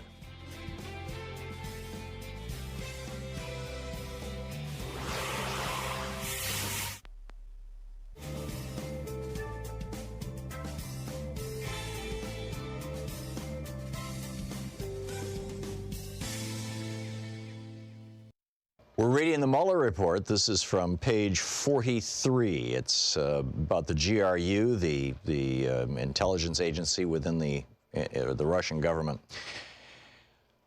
The GRU continued its release efforts through Guccifer 2.0 until August 2016. For example, on August 15th, 2016, the Guccifer 2.0 persona sent a candidate for the U.S. Congress documents related to the candidate's opponent. On August 22, 2016, the Guccifer 2.0 persona transferred approximately 2.5 gigabytes of Florida-related data stolen from the DCCC to a U.S. blogger covering Florida politics. On August 22, 2010, the Guccifer 2.0 persona sent a U.S. reporter documents stolen from the DCCC pertaining to the Black Lives Matter movement. The GRU was also in contact through Guccifer 2.0 persona with, redacted by Bill Barr, a former Trump campaign member, redacted by Bill Barr. In early August 2016, redacted by Bill Barr, Twitter's suspension of the Guccifer 2.0 Twitter account. After it was reinstated, GRU officers posing as Guccifer 2.0 wrote, redacted by Bill Barr, via private message, "Thank you for writing back. Did you find anything interesting in the docs I posted?" On August 17, 2016, the GRU added, "Please help me if I can help you anyhow. It would be a great pleasure to me." On September 9, 2016, the GRU, again posing as Guccifer 2.0, referred to a stolen DCCC document posted online and asked, redacted by Bill Barr, "What do you think of the info on the turnout model for the Democrats' entire presidential campaign?" Redacted by Bill Barr responded, "Pretty standard." The investigation did not identify evidence of other communication between, redacted by Bill Barr, and Guccifer 2.0. Number 3, use of WikiLeaks. In order to expand its interference in the 2016 U.S. presidential election, the GRU units transferred many of the documents they stole from the DNC and the chairman of the Clinton campaign to WikiLeaks. GRU officers used both the DC leaks and Guccifer 2.0 personas to communicate with WikiLeaks through Twitter private messaging and through encrypted channels, including possibly through WikiLeaks' private communications system. Subset A, WikiLeaks expressed opposition toward Clinton campaign. WikiLeaks, and particularly its founder Julian Assange, privately expressed opposition to candidate Clinton well before the first release of stolen documents. In November 2015, Assange wrote to other members and associates of WikiLeaks that, quote, "We believe it would be much better for the GOP to win. Dems plus media plus liberals would then form a bloc to reign in their worst qualities. With Hillary in charge, GOP will be pushing for her worst qualities. Dems plus media plus neoliberals will be mute. She's a bright, well-connected, sadistic sociopath." End of quote. In March 2016, WikiLeaks released a searchable archive of approximately 30,000 Clinton emails that had been obtained through FOIA litigation. While designing the archive, one WikiLeaks member explained the reason for building the archive to another associate. Page 45, quote, "We want this repository to become the place to search for background on Hillary's plotting at the State Department during 2009 to 13. Firstly, because it's useful and will annoy Hillary, but secondly, because we want to be seen as a resource and player in the U.S. election, because it may encourage people to send us even more important leaks." Section B, WikiLeaks' first contact with Guccifer 2.0 and DC leaks. Shortly after the GRU's first release of stolen documents through DCleaks.com in June 2016, GRU officers also used the DC Leaks persona to contact WikiLeaks about possible coordination in the future release of stolen emails. On June 14, 2016, DC Leaks sent a direct message to WikiLeaks noting, quote, "You announced your organization was preparing to publish more Hillary emails. We are ready to support you. We have some sensitive information too, in particular her financial documents. Let's do it together. What do you think about publishing our info at the same moment? Thank you." And the matter that follows that has been redacted by Bill Barr. Around the same time, WikiLeaks initiated communications with the GRU persona, Guccifer 2.0, shortly after it was used to release documents stolen from the DNC. On June 22, 2016, 7 days after Guccifer 2.0's first releases of stolen DNC documents, WikiLeaks used Twitter's direct message function to contact the Guccifer 2.0 Twitter account and suggest that Guccifer 2.0, quote, "Send any new material stolen from the DNC here to us to review, and it will have a much higher impact than what you are doing," end quote. On July 6, 2016, WikiLeaks again contacted Guccifer 2.0 through Twitter's private messaging function, writing, quote, "If you have anything Hillary related, we want it in the next 2 days preferable, because this DNC is approaching and she will solidify Bernie supporters behind her afterwards," end quote. The Guccifer 2.0 persona responded, "Okay, I see," WikiLeaks also explained, "We think Trump has only a 25% chance of winning against Hillary, so conflict between Bernie and Hillary is interesting." End of quote. Item C, the GRU's transfer of stolen materials to WikiLeaks. Both the GRU and WikiLeaks sought to hide their communications, which has limited the office's ability to collect, that would be the special counsel's office, to collect all the communications between them. Thus, although it is clear that the stolen DNC and Podesta documents were transferred from the GRU to WikiLeaks, and then the whole rest of that page has been redacted by Bill Barr. It's the Mueller report. Want to connect with the show online? You can find the Thom Hartmann Program on Facebook, Twitter, and Instagram. To your for the hidden history of guns and the Second Amendment. I'll be in New York, Washington, D.C., Portland, Los Angeles, Seattle, San Francisco, Chicago, and Minneapolis. Here I come. More information is available at thomhartmann.com. And welcome back. Thom Hartmann here with you. Congressman Mark Pocan is on the line with us. We're using your Skype audio. We've got our phone system. We reset it for the third time, and now we've got some calls on hold. And I'm just waiting for our call screener, Joyce, to get a couple of people lined up. So, Congressman, you can still hear me? We're still here? Yes, I can hear you. No problem. Okay, great. And we're going to use your Skype audio and their phone audio because I think we're still going to have some phone audio problems. Where are we? Oh, here we go. No, we don't. Where are we at with regard to impeachment? So I think what you're going to find a pivotal moment this week will be Mr. McGahn is supposed to testify before the Judiciary Committee. If for some reason he does not show up or he does not answer questions, that will be on top of the Attorney General not coming in, on top of a lot of other things.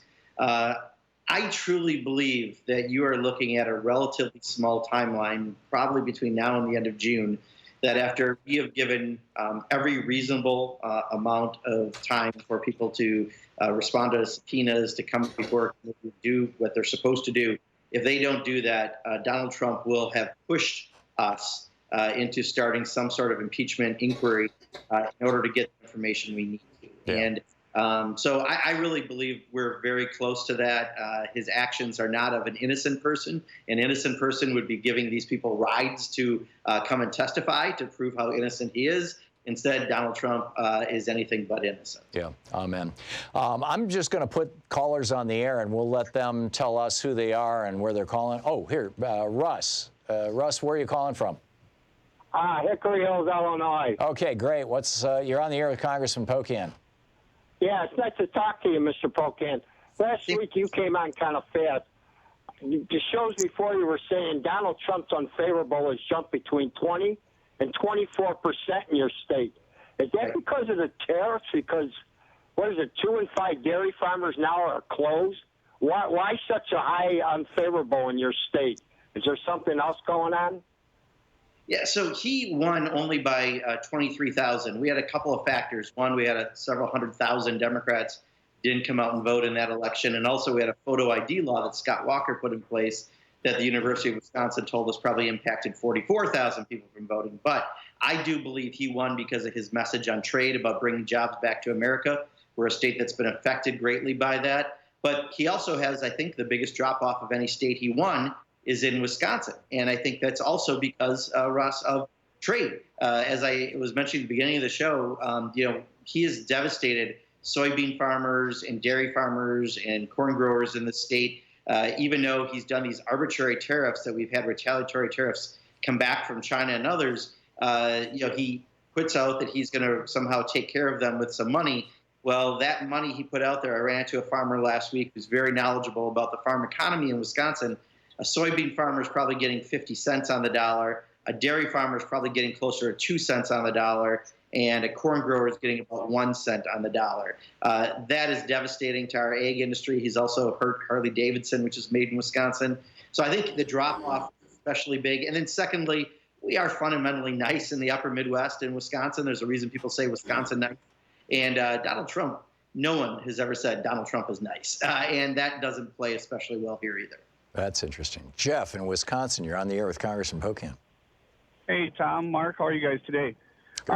My question to Mr. Polkan is, I am a graduate of ITT Tech in Madison, Wisconsin, and they've folded up and did some fraudulent practices, and I'm one of those students that they did that to. What I'm wondering is, where do I go to get any kind of relief from the scam that ITT Tech pulled on me and several other students over the years at Madison? Yeah, so first of all, Jeff, because where are you in Wisconsin? In Madison or? I'm sorry, Jeff. Sorry, I dropped Jeff's call. Well, if you're in my district, Jeff, and you might be if you went to ITT Tech, call my office because that's what we do. That's what all offices do, are there to help you navigate through this.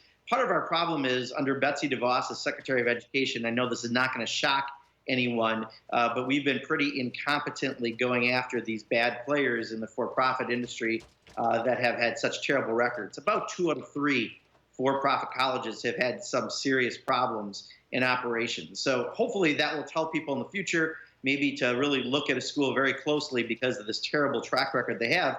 But also the Department of Education isn't doing much to really help people out in the way that many of us think they should. So call our office. We can try to help give you a little bit better direction on that front. But I do think more is going to need to happen, and more is going to need to happen to aggressively stop these for-profit institutions that have such a scammy background from being able to continue to do this. And I know Democrats, we had a hearing on this in my subcommittee on appropriations just a couple months back.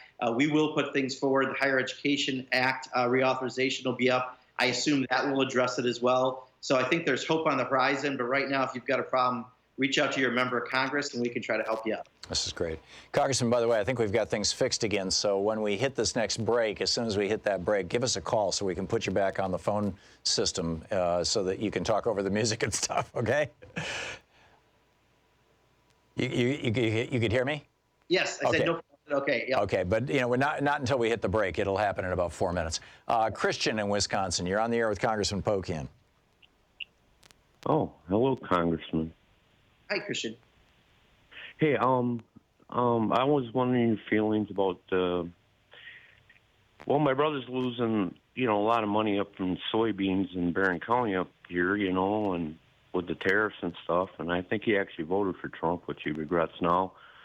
There was an article in the paper, about growing hemp, It can be used for anything, and at the federal level, why do you support decriminalization so people like my brother can grow hemp, which will grow in any weather, with the climate changing and whatnot, Yeah.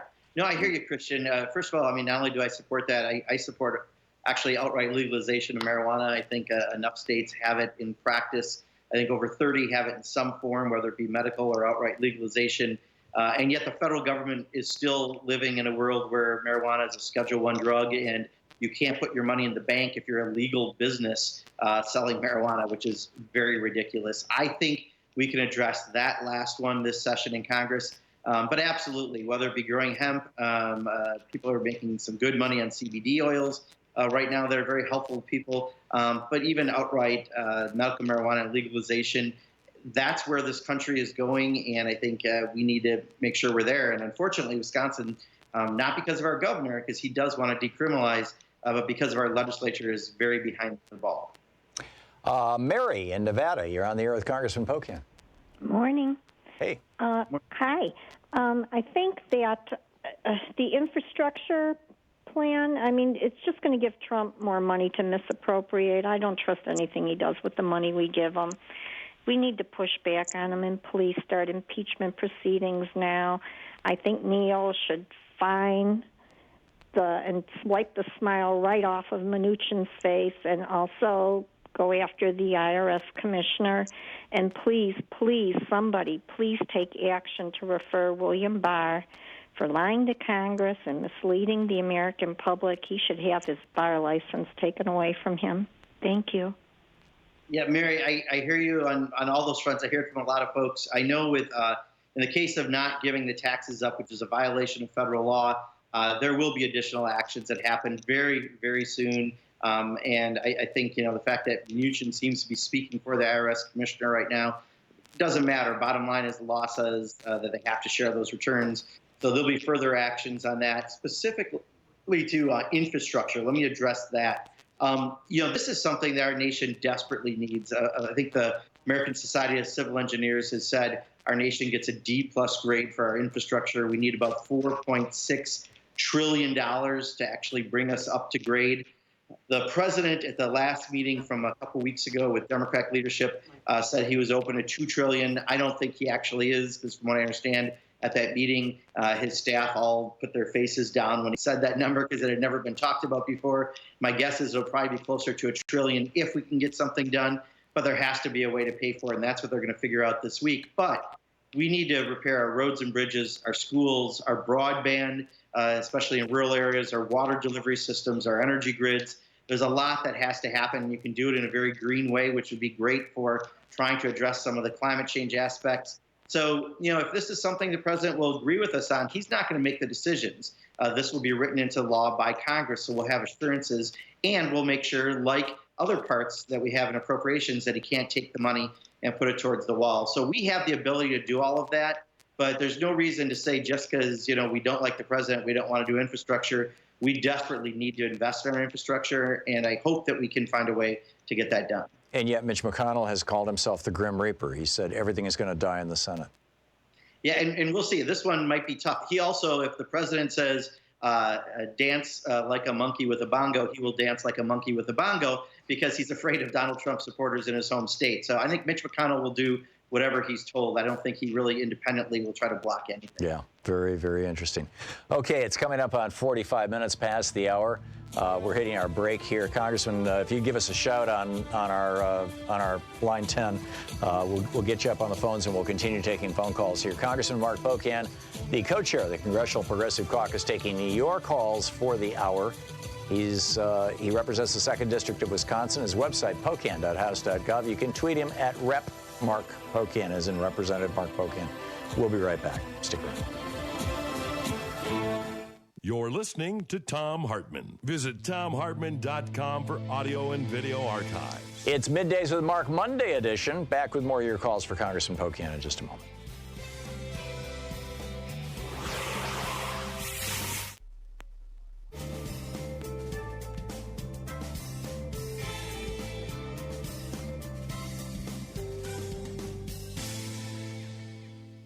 And welcome back. Congressman Pocan, I've got you on the phone system now. Can you hear me? Yes, I hear you perfect. Can you hear me? And you sound great. Yep, absolutely. In fact, I can put him on hybrid too if you want, Sean. No, let's not push things here. Helen in Leavenworth, Washington. Hey, Helen, you're on the air with Congressman Pocan. Oh, thank you. Good interview, Congressman. My question is, I guess what I'm frustrated about with everybody else is that it seems that they're all above the law. Nobody's being made accountable. I can't believe that Mitch McConnell can get away with what he's got away with for the last 8 years or so. What happens? We have a new man in charge of ICE who says that he can tell by looking in the eyes of these young people whether they're going to be gang members or not. Where does it all stop? Yeah, Helen, I'll tell you, unfortunately, this is a refrain I've said too many times, but elections have consequences. And, in my home state of Wisconsin in 2016, when we voted for this guy, we did it only by 23,000 votes, but 200,000 fewer Democrats voted, period. And because of that, and because of Michigan and Pennsylvania, and of course other votes around the country, the Electoral College votes swung towards Donald Trump. And now we're showing what happens when someone is so not only ill-prepared to be president, but so morally bankrupt to be president that we now have what's going on. And I think it woke people up. That's why we took the House back in 2018. That's why we took 7 governorships back in 2018. But now we've got to continue this into 2020 and take back a Democratic president and a Senate. If we do that and we hold the House, which I think we can, we then can fix health care because we know that they did a death by 10,000 cuts to the Affordable Care Act. We can address climate change. We can address people's pay and address things everywhere from minimum wage to collective bargaining to ensure people can get good family-supporting jobs. We can do all the things that have to get done, but right now it's limited when you have a Republican Senate and someone who is the most ill-prepared and inept president we've had in our history. So elections have consequences, and people are going to have to remember that through 2020. Carol in Bowling Green, Kentucky. You're on the air with Congressman Pocan. Hi.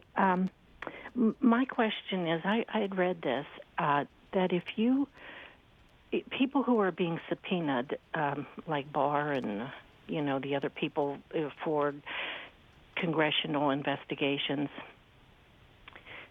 they have a law that the law's on the books that they have to come, but there is not enforces the law. How does that work that you can have a law, but then there's no way to enforce it? Like, for instance, they're talking about charging Barr or anybody else who won't come or won't submit with contempt. Carol, we just have 20 seconds left. Let's ask. Okay. Let the Congressman answer. How can we? Yeah, thank you. Yeah, Carol. So that's part of the complication why we're not doing something immediately, because part of what we've got to do when we have contempt, you can fine people, you can do inherent contempt, you can actually jail people. I never knew we had a jail in the U.S. Capitol before. There's steps we can do, but right now they're also brazen in not doing it. We're trying to sort that out in order to figure out the next steps that we need. Yeah, okay. Thank you. Congressman Mark Pocan is with us, taking your calls for the hour. We'll be back with more of your calls for Congressman Pocan in just a moment. We'll be right back. It's coming up on 10 minutes before the hour.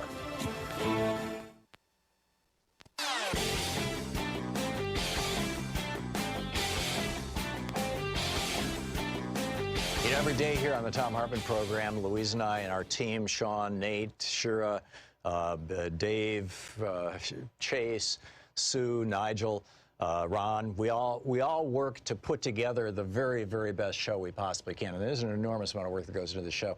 And one of the things that comes out of that is a lot of content, a lot of specific information that we go through and we dig out and we want to share with you.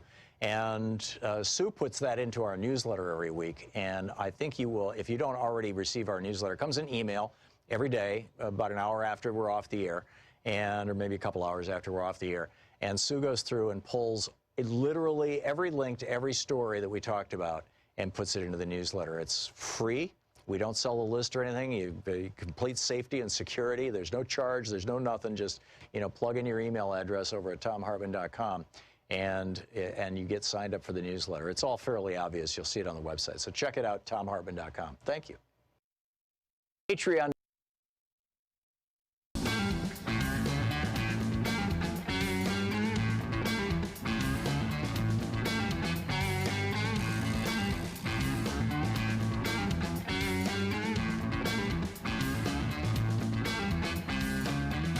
Congressman Mark Pocan taking your calls for the hour, and Jack in New Jersey. Jack, you're on the air with Congressman Pocan.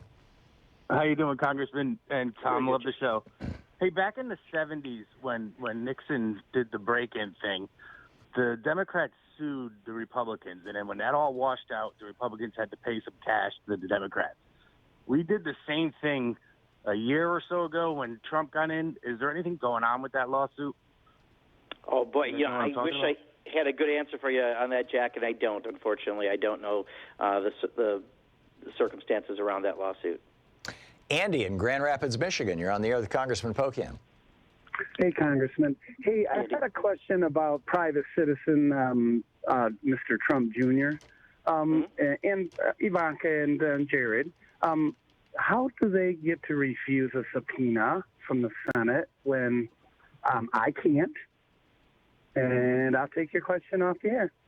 Sure, Andy, and I think that was part of the challenge he had, is he can't do it real easily because he's not part of the government, Donald Jr., which is why they worked out a deal with the committee. I believe he's coming in on June 6th, but I might be wrong on the exact date.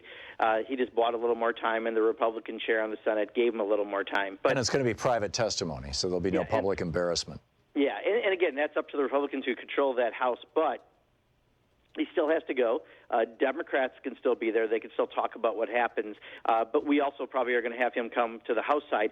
I want to be real clear on this, Tom, because I think a lot of people may not be completely hearing what I'm trying to say.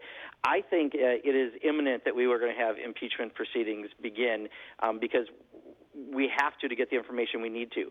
What we're trying first is following the law, which is saying, here's a subpoena, you have to come. And when people refuse it, we're first learning, because this has not happened in recent history, how to deal with that. But this is going to push us to the very process. But by doing that, we now have a Republican this weekend who came out and said that he thinks impeachable offenses. We have to follow a process that is reasonable, and the process isn't that long. We're talking at most within the next 30 days, I think all this will be resolved. For example, this week, Don McGahn, whether or not he comes and answers questions, will be pivotal on some of the next steps.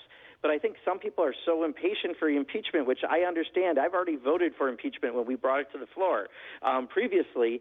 But understand we have to do this in a way that we're going to be effective and get it done in the House of Representatives. And that's part of why by doing these steps first, we're making the case crystal clear that the only way we can get information is to start the impeachment process. So I just really want people to hear that, because I think some folks aren't quite understanding. They want us to do it. If you've read the report, you know there are plenty of reasons why we should be doing it. But if we can't get the witnesses in the way that we've always got them for decades, we got to try that first to make sure we have the information. And since they're not coming, we will absolutely have to do a next step. Joe in Cupertino, California, you're on the air with Congressman Pocan. I'm sorry, Congressman, thank you for taking my call. I really appreciated seeing you on the floor the other day, arguing your issue. I thought you were eloquent. My concern here in your voice earlier was we can't impeach the guy if we're at war. And my fear is that we're going to be at war. I want to reinstate the draft preemptively if we're going to have to sit here and be held hostage by this guy. I mean, you see what happened to the DCCC. They're sneaky, so we got to be careful. I would suggest that we bring forward that if we can't agree to, a uniform where we're going to go in as a country to war, but he's just going to sneak us into this war. We have to have the draft now. Yeah, well, I think you might be a step ahead of where I'm at, because I think, first of all, they're trying to find out a way to get involved there.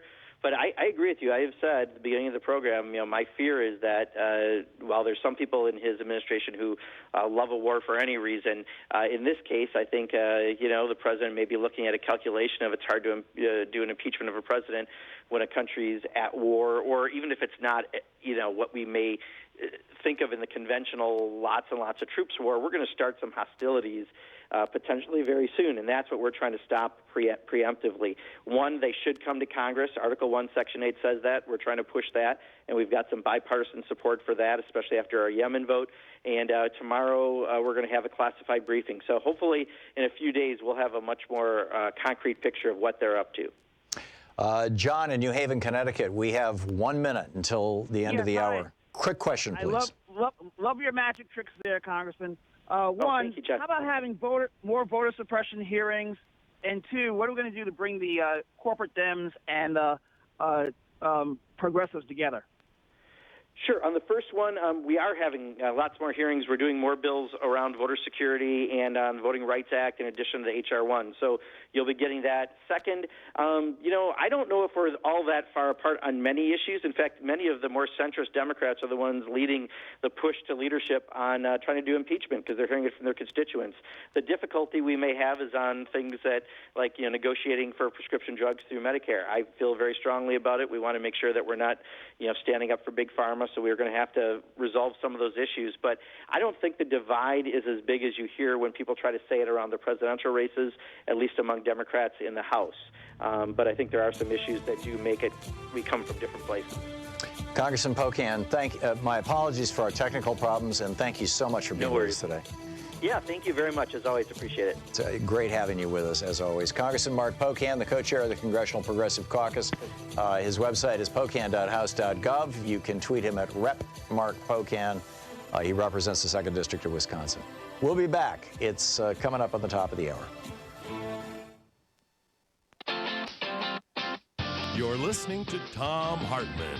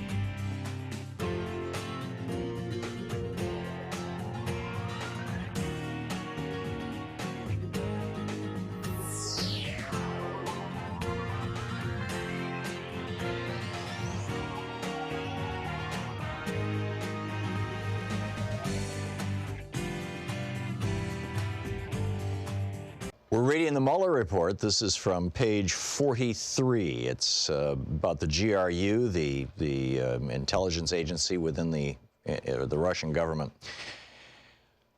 The GRU continued its release efforts through Guccifer 2.0 until August 2016. For example, on August 15, 2016, the Guccifer 2.0 persona sent a candidate for the U.S. Congress documents related to the candidate's opponent. On August 22, 2016, the Guccifer 2.0 persona transferred approximately 2.5 gigabytes of Florida-related data stolen from the DCCC to a U.S. blogger covering Florida politics. On August 22, 2010, the Guccifer 2.0 persona sent a U.S. reporter documents stolen from the DCCC pertaining to the Black Lives Matter movement. The GRU was also in contact through Guccifer 2.0 persona with, redacted by Bill Barr, a former Trump campaign member, redacted by Bill Barr. In early August 2016, redacted by Bill Barr, Twitter's suspension of the Guccifer 2.0 Twitter account. After it was reinstated, GRU officers posing as Guccifer 2.0 wrote, redacted by Bill Barr, via private message, "Thank you for writing back. Did you find anything interesting in the docs I posted?" On August 17, 2016, the GRU added, "Please help me if I can help you anyhow. It would be a great pleasure to me." On September 9, 2016, the GRU, again posing as Guccifer 2.0, referred to a stolen DCCC document posted online and asked, redacted by Bill Barr, "What do you think of the info on the turnout model for the Democrats' entire presidential campaign?" Redacted by Bill Barr. Responded, "Pretty standard. The investigation did not identify evidence of other communication between," redacted by Bill Barr, "and Guccifer 2.0. Number 3, use of WikiLeaks. In order to expand its interference in the 2016 U.S. presidential election, the GRU units transferred many of the documents they stole from the DNC and the chairman of the Clinton campaign to WikiLeaks. GRU officers used both the DC leaks and Guccifer 2.0 personas to communicate with WikiLeaks through Twitter private messaging and through encrypted channels, including possibly through WikiLeaks' private communications system. Subset A, WikiLeaks expressed opposition toward Clinton campaign. WikiLeaks, and particularly its founder Julian Assange, privately expressed opposition to candidate Clinton well before the first release of stolen documents. In November 2015, Assange wrote to other members and associates of WikiLeaks that, quote, "We believe it would be much better for the GOP to win. Dems plus media plus liberals would then form a bloc to reign in their worst qualities. With Hillary in charge, GOP will be pushing for her worst qualities. Dems plus media plus neoliberals will be mute. She's a bright, well-connected, sadistic sociopath." End of quote. In March 2016, WikiLeaks released a searchable archive of approximately 30,000 Clinton emails that had been obtained through FOIA litigation. While designing the archive, one WikiLeaks member explained the reason for building the archive to another associate.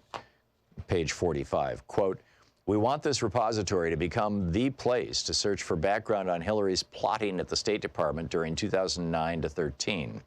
Firstly, because it's useful and will annoy Hillary, but secondly, because we want to be seen as a resource and player in the U.S. election, because it may encourage people to send us even more important leaks." Section B, WikiLeaks' first contact with Guccifer 2.0 and DC leaks. Shortly after the GRU's first release of stolen documents through DCLeaks.com in June 2016, GRU officers also used the DC Leaks persona to contact WikiLeaks about possible coordination in the future release of stolen emails. On June 14, 2016, DC Leaks sent a direct message to WikiLeaks noting, quote, "You announced your organization was preparing to publish more Hillary emails. We are ready to support you. We have some sensitive information too, in particular her financial documents. Let's do it together. What do you think about publishing our info at the same moment? Thank you." And the matter that follows that has been redacted by Bill Barr. Around the same time, WikiLeaks initiated communications with the GRU persona, Guccifer 2.0, shortly after it was used to release documents stolen from the DNC. On June 22, 2016, 7 days after Guccifer 2.0's first releases of stolen DNC documents, WikiLeaks used Twitter's direct message function to contact the Guccifer 2.0 Twitter account and suggest that Guccifer 2.0, quote, "Send any new material stolen from the DNC here to us to review, and it will have a much higher impact than what you are doing," end quote. On July 6, 2016, WikiLeaks again contacted Guccifer 2.0 through Twitter's private messaging function, writing, quote, "If you have anything Hillary related, we want it in the next 2 days, preferable, because this DNC is approaching and she will solidify Bernie supporters behind her afterwards," end quote. The Guccifer 2.0 persona responded, "Okay, I see." WikiLeaks also explained, "We think Trump has only a 25% chance of winning against Hillary, so conflict between Bernie and Hillary is interesting," end of quote. Item C, the GRU's transfer of stolen materials to WikiLeaks. Both the GRU and WikiLeaks sought to hide their communications, which has limited the office's ability to collect, that would be the special counsel's office, to collect all of the communications between them. Thus, although it is clear that the stolen DNC and Podesta documents were transferred from the GRU to WikiLeaks, and then the whole rest of that page has been redacted by Bill Barr. It's the Mueller report. Want to connect with the show online? You can find the Thom Hartmann Program on Facebook, Twitter, and Instagram. You know, every day here on the Thom Hartmann Program, Louise and I and our team, Sean, Nate, Shira, Dave, Chase, Sue, Nigel, Ron, we all work to put together the very, very best show we possibly can. And there's an enormous amount of work that goes into the show. And one of the things that comes out of that is a lot of content, a lot of specific information that we go through and we dig out and, you know, we want to share with you. And Sue puts that into our newsletter every week. And I think you will, if you don't already receive our newsletter, it comes in email every day, about an hour after we're off the air, or maybe a couple hours after we're off the air. And Sue goes through and pulls literally every link to every story that we talked about and puts it into the newsletter. It's free. We don't sell the list or anything. You complete safety and security. There's no charge. There's no nothing. Just, you know, plug in your email address over at thomhartmann.com. And you get signed up for the newsletter. It's all fairly obvious. You'll see it on the website. So check it out, thomhartmann.com. Thank you.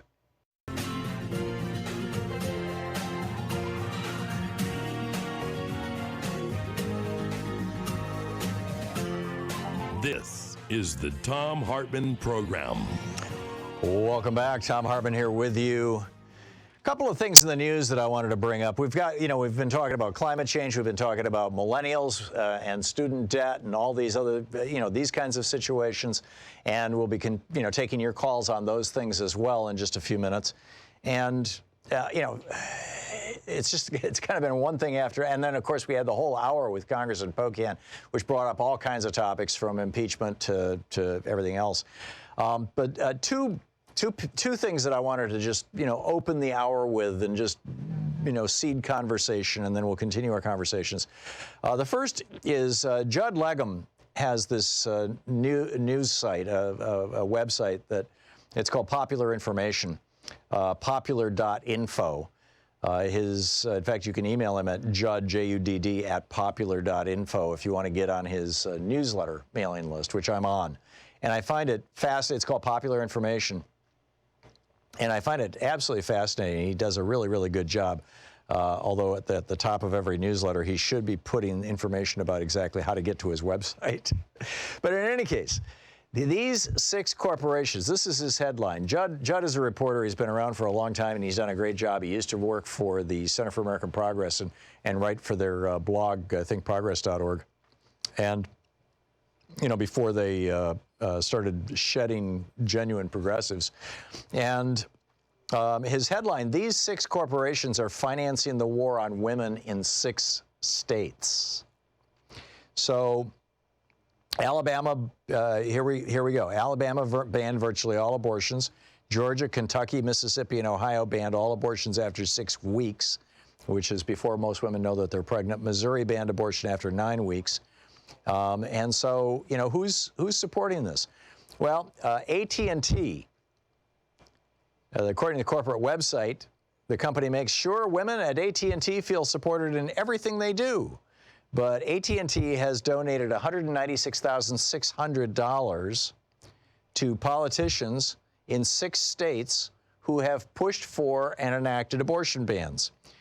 To Missouri Governor Mike Parson, to Missouri House Speaker Elijah Haar, to Missouri State Senate Majority Leader Caleb Rowden, Well, I need not go through the list because you probably don't recognize these names. But here, AT&T, $196,600 to these forced pregnancy lawmakers. Walmart has donated $57,700 to forced pregnancy lawmakers across these 6 states.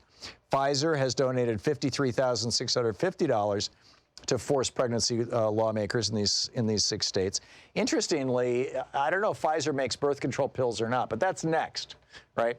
That's next on the agenda. They're coming after birth control pills, and ask any of these anti-abortion activists, they will proudly tell you that. Eli Lilly, $66,250 across 5 states. Coca-Cola, $40,800 going to the anti-abortion movement leaders in these 6 states. Aetna, $26,600 across 4 states. And then, in addition to that, states make it difficult to uncover corporate contributions to politicians. Each state has its own system, and few of them are user-friendly. Judd really did some extraordinary work here. So once again, the companies that you may want to contact and tell them that if you are, either supportive of or disgusted by their support for forced pregnancy lawmakers, AT&T, Walmart, Pfizer, it's 2 pages, the Pfizer supported, Eli Lilly, and Coca-Cola and Aetna. So just, tip of the hat to Judd Legum for that. And then the second, Tammy Burgess, if I'm saying this right, at TBURAGES, that's her Twitter handle, is putting together memes, basically, little graphics with quotes from the Mueller report. And it's absolutely brilliant. I retweeted her thread last week saying this is really good. I just wanted to share with you some of the things that she has come up with. And I'm assuming she's going to continue doing this, but, real tip of the hat to this woman. She is doing just absolutely, it's at T Burgess, TBURAGES is her Twitter handle. And so I'm just going to read some of them to you. This is from the Mueller report, volume 1, page 135. Manafort later followed up with Kilimnik, emailing on April 11, 2016, to ask whether Kilimnik had, quote, shown our friends, end quote, the media coverage of his new rule. Kilimnik replied, absolutely, every article. Manafort further asked, how do we use to get whole? Has Oleg Deripaska operation seen? Kilimnik wrote back the same day, yes, I have been sending everything to Viktor Boyarkin, Deripaska's deputy, who has been forwarding the coverage directly to Deripaska. So there's that. This is from volume 1, page 136. Gates reported that Manafort instructed him in April 2016 or early May 2016 to send Kilimnik campaign internal polling data and other updates so that Kilimnik in turn could share it with Ukrainian oligarchs. Gates understood that the information would also be shared with Oleg Deripaska. This is from the Mueller report, volume 1, page 138. Late on the evening of May 6, 2016, Gates arranged for Kilimnik to take a 3 a.m. train to meet Manafort in New York for breakfast on May 7. According to Manafort, during the meeting, he and Kilimnik talked about events in Ukraine, and Manafort briefed Kilimnik on the Trump campaign, expecting Kilimnik to pass the information back to individuals in Ukraine and elsewhere. This is in the Mueller report, volume 1, page 113. Emin just called. The Crown, this is an email from Rob Goldstone to Donald Trump Jr. Emin just called. The Crown prosecutor of Russia met with his father, Aras, this morning, and in their meeting offered to provide the Trump campaign with some information that would incriminate Hillary. This is obviously very high-level and sensitive information, but it's part of Russia and its government's support for Mr. Trump. This is also from the Mueller report, volume 1, page 113. Within minutes of that email, Donald Trump Jr. responded, emailing back, quote, thanks, Rob, I appreciate that. I'm on the road at the moment, but perhaps I just speak to Emin first. Seems we have some time, and if it's what you say it is, I love it, especially later in the summer. And it goes on from there. This is volume 1, pages 114, 115. Early on June 8, 2016, Kushner emailed his assistant asking her to discuss a 3 p.m. meeting the following day with Trump Jr. Later that day, Trump Jr. forwarded the entirety of his email correspondence regarding the meeting with Goldstone to Manafort and Kushner under the subject line, Russia, Clinton, private and confidential.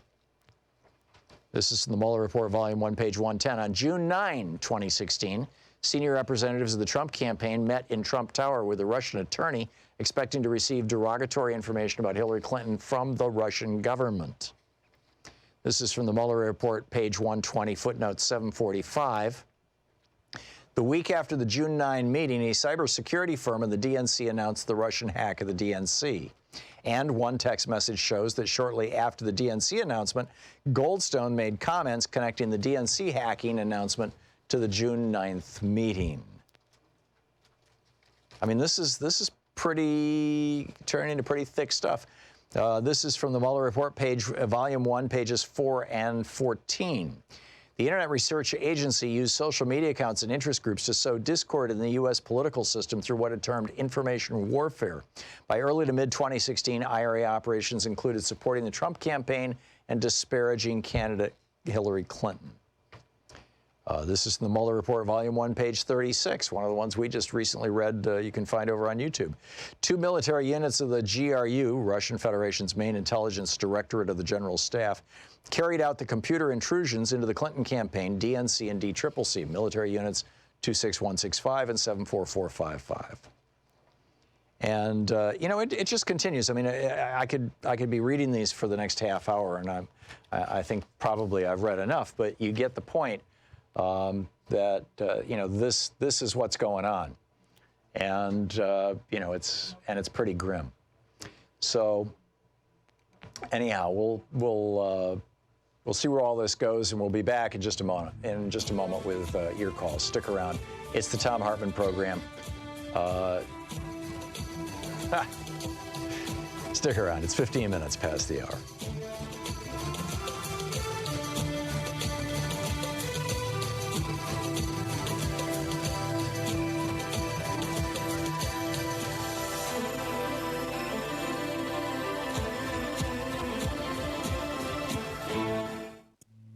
This is the Thom Hartmann Program. We'll be back. Stick around.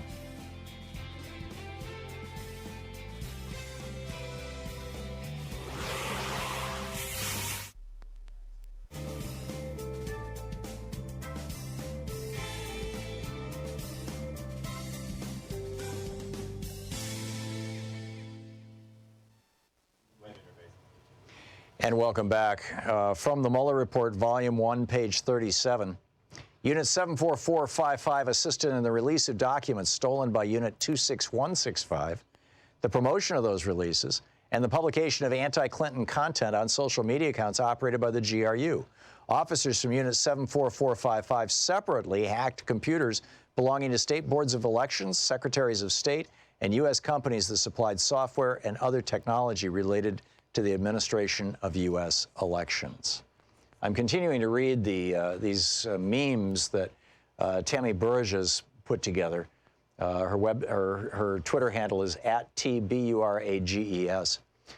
This is from Volume 1, page 14. Using fictitious U.S. personas, IRA employees operated social media accounts and group pages designed to attract U.S. audiences. These groups and accounts, which address divisive U.S. political and social issues, falsely claimed to be controlled by U.S. activists. This is from the Mueller Report, Volume 1, page 104.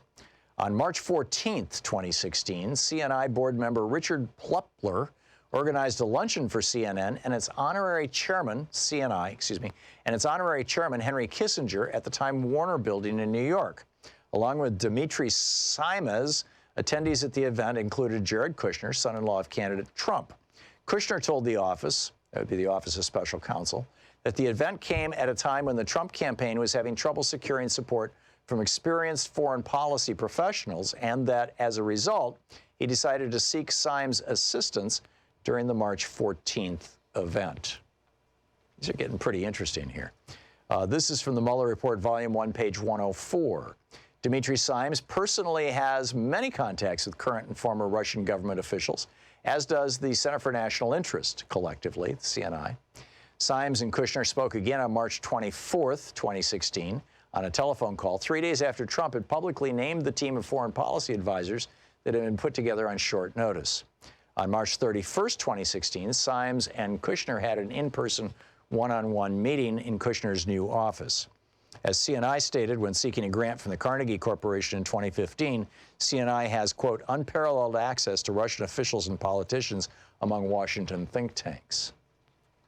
This is from the Mueller report, page 105. Following their March 24 phone call and their March 31 in-person meeting, Symes and Kushner discussed the possibility of CNI hosting a foreign policy speech by candidate Trump. Following those conversations, Symes agreed that he and others associated with CNI would provide behind-the-scenes input on the substance of that foreign policy speech.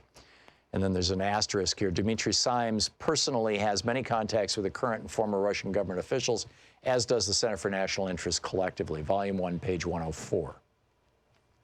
This is from page 106, Volume 1, page 106. Symes sent back to the campaign bullet points with ideas for the foreign policy speech that he had drafted with CNI Executive Director Paul Saunders and board member Richard Burt. As CNI stated when seeking a grant from the Carnegie, I already mentioned that they've got, quote, spectacular contacts, as it were, or whatever it would be called, with, inside Russia. This is from page 108 of Volume 1. On April 25th, 2016, CNI Director Paul Saunders booked event rooms at the Mayflower to host both the speech and a VIP reception that was to be held beforehand. The week before the speech, Symes had informed Kislyak that he would be invited to the speech and that he would have the opportunity to meet Trump. We'll be right back. It's 20 minutes past the hour.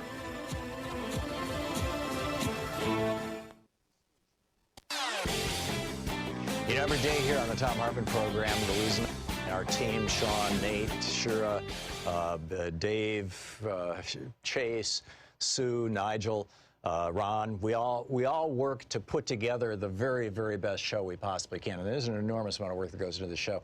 And one of the things that comes out of that is a lot of content, a lot of specific information that we go through and we dig out and, we want to share with you.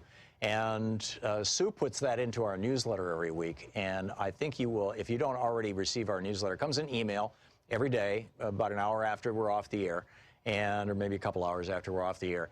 And Sue goes through and pulls literally every link to every story that we talked about and puts it into the newsletter. It's free.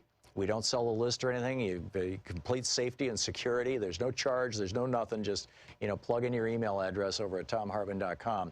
And you get signed up for the newsletter. It's all fairly obvious. You'll see it on the website. So check it out, thomhartmann.com. Thank you. Over at thomhartmann.com and at patreon.com/thomhartmann.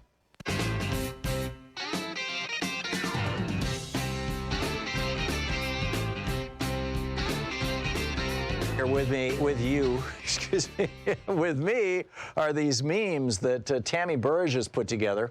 Her Twitter handle is @TBURAGES. And I think it's just spectacular what she's doing. It's all from the Mueller report. And so far, it's just from the first 135 pages of the first part. Between the April 2016 speech at the Mayflower Hotel and the presidential election, Jared Kushner had periodic contacts with Symes. Those contacts consisted of both in-person meetings and phone conversations, which concerned how to address issues relating to Russia in the campaign and how to move forward with the advisory group of foreign policy experts that Symes had proposed. Dmitry Symes personally has many contacts with current and former Russian government officials, as does the Center for National Interest collectively. It's from the Mueller report. This is from page 89. On April 25th, 2016, Papadopoulos wrote to senior policy advisor Stephen Miller that, quote, the Russian government has an open invitation by Putin for Mr. Trump to meet him when he is ready. This is from page 81 of Volume 1. In late April 2016, Papadopoulos was told by Joseph Mifsud, immediately after Mifsud's return from a trip to Moscow, that the Russian government had obtained, quote, dirt on candidate Clinton in the form of thousands of emails.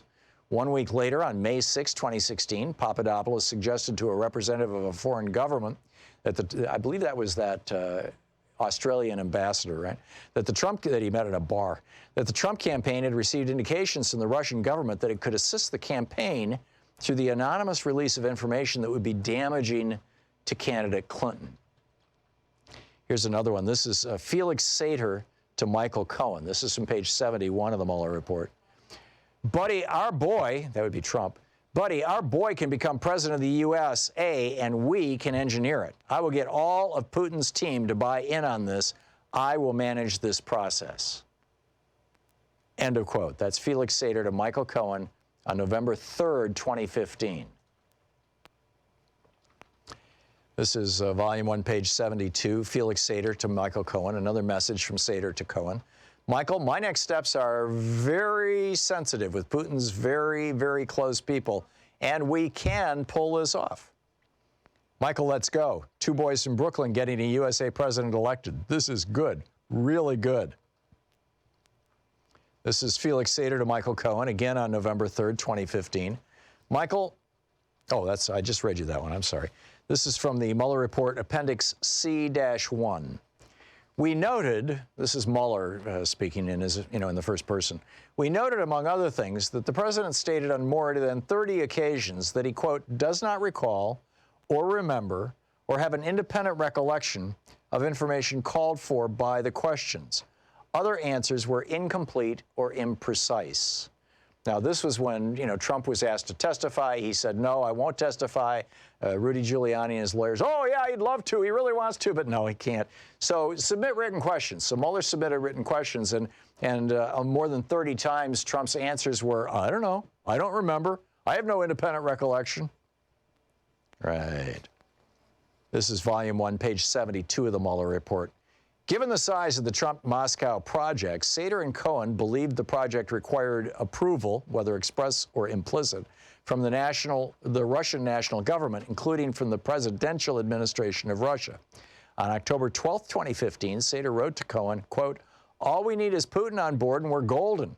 And, quote, a meeting with Putin and top deputy is tentatively set for the 14th of October. Now, this was in 2015. Right.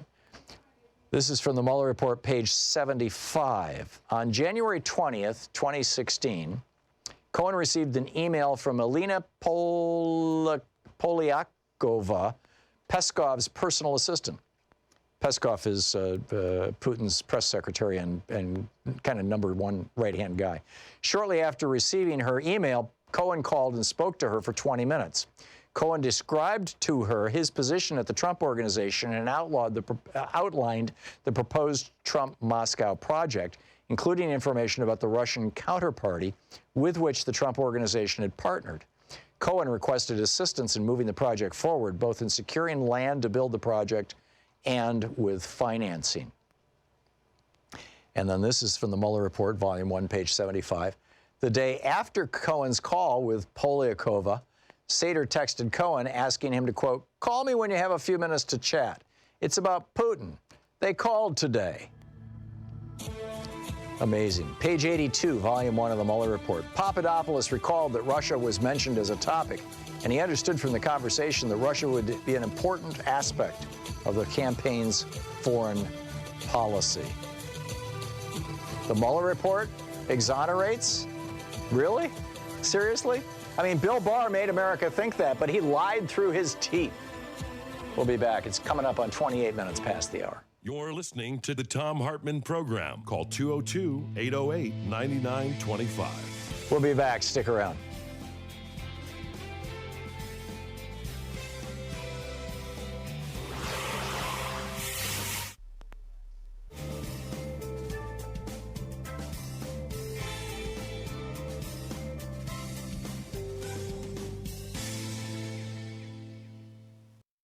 We're reading the Mueller report. This is from page 43. It's about the GRU, the intelligence agency within the Russian government.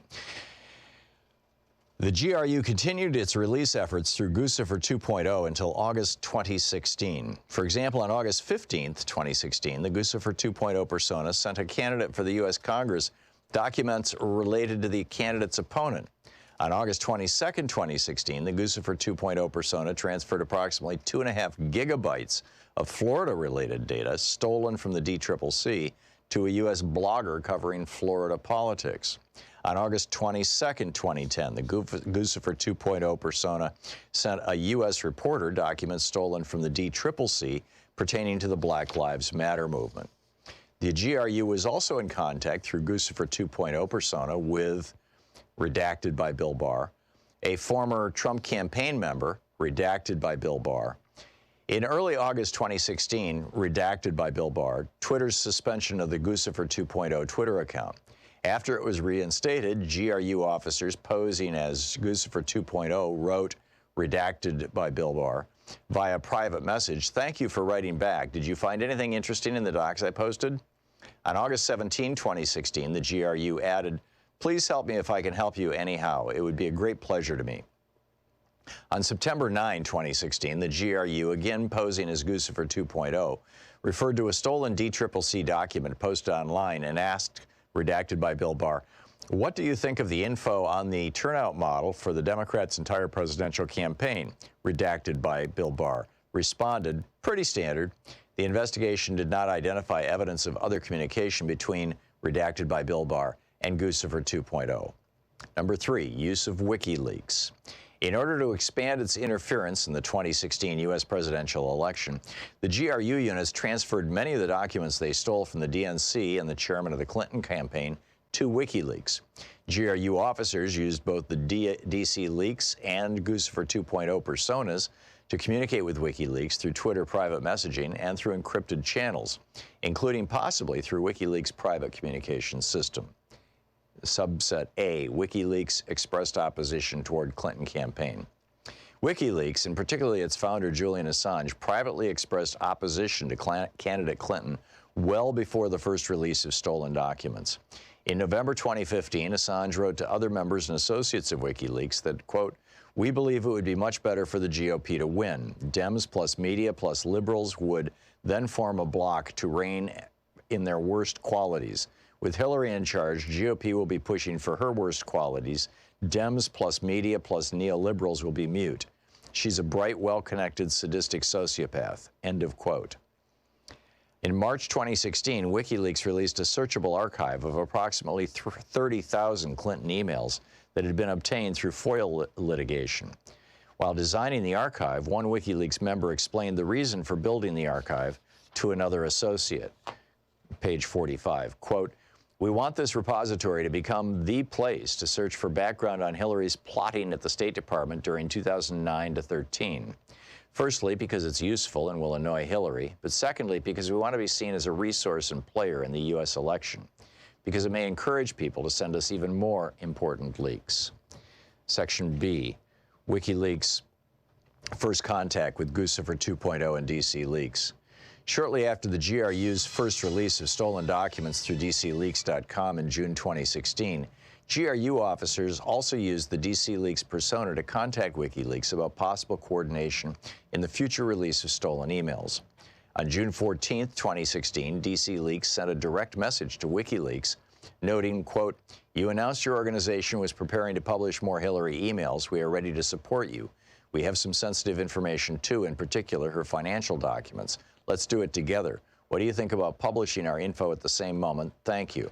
And the matter that follows that has been redacted by Bill Barr. Around the same time, WikiLeaks initiated communications with the GRU persona, Guccifer 2.0, shortly after it was used to release documents stolen from the DNC. On June 22, 2016, 7 days after Guccifer 2.0's first releases of stolen DNC documents, WikiLeaks used Twitter's direct message function to contact the Guccifer 2.0 Twitter account and suggest that Guccifer 2.0, quote, "Send any new material stolen from the DNC here to us to review, and it will have a much higher impact than what you are doing," end quote. On July 6, 2016, WikiLeaks again contacted Guccifer 2.0 through Twitter's private messaging function, writing, quote, "If you have anything Hillary related, we want it in the next 2 days preferable, because the DNC is approaching and she will solidify Bernie supporters behind her afterwards," end quote. The Guccifer 2.0 persona responded, "Okay, I see." WikiLeaks also explained, We think Trump has only a 25% chance of winning against Hillary, so conflict between Bernie and Hillary is interesting. End of quote. Item C, the GRU's transfer of stolen materials to WikiLeaks. Both the GRU and WikiLeaks sought to hide their communications, which has limited the office's ability to collect, that would be the special counsel's office, to collect all of the communications between them. Thus, although it is clear that the stolen DNC and Podesta documents were transferred from the GRU to WikiLeaks, and then the whole rest of that page has been redacted by Bill Barr. It's the Mueller report.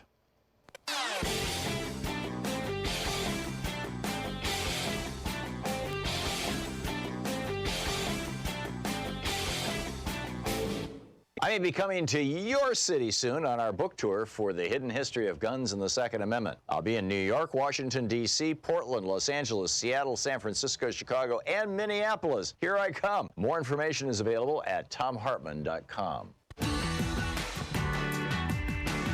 And welcome back. Thom Hartmann here with you. Terry in Ottawa, Illinois. Hey, Terry, what's on your mind today?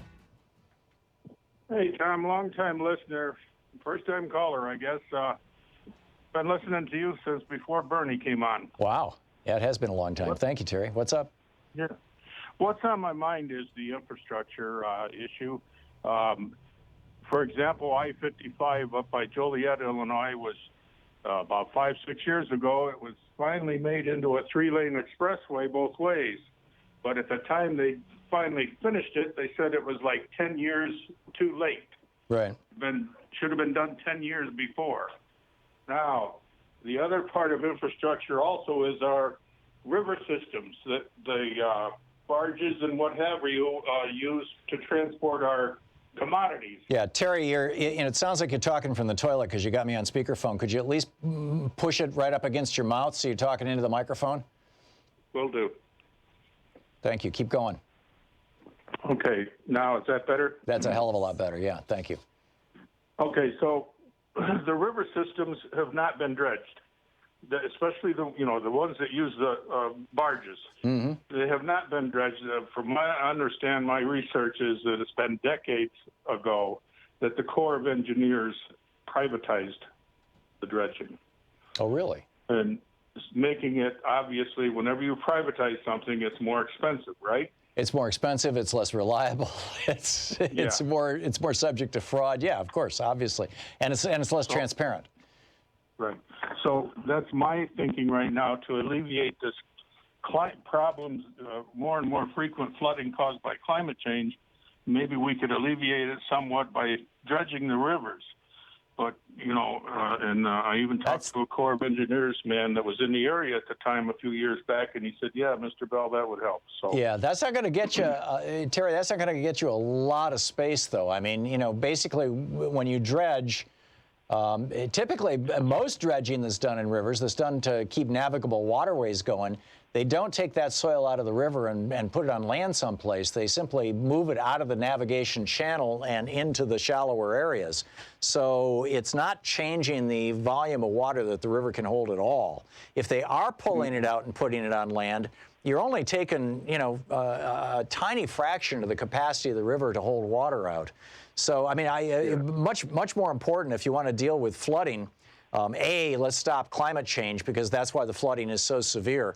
And in fact, now we're at the point where we need to reverse it. We need to figure out how to get, 40, 50, 60 parts per million of carbon dioxide out of our atmosphere ASAP. And one way to do that is to grow lots and lots of stuff. If we were to go back to the kind of agriculture where the soil is alive, that sequesters mind-boggling amounts of carbon, rebuild our forests, regrow our forests, absolutely stop all the destruction of rainforests around the world.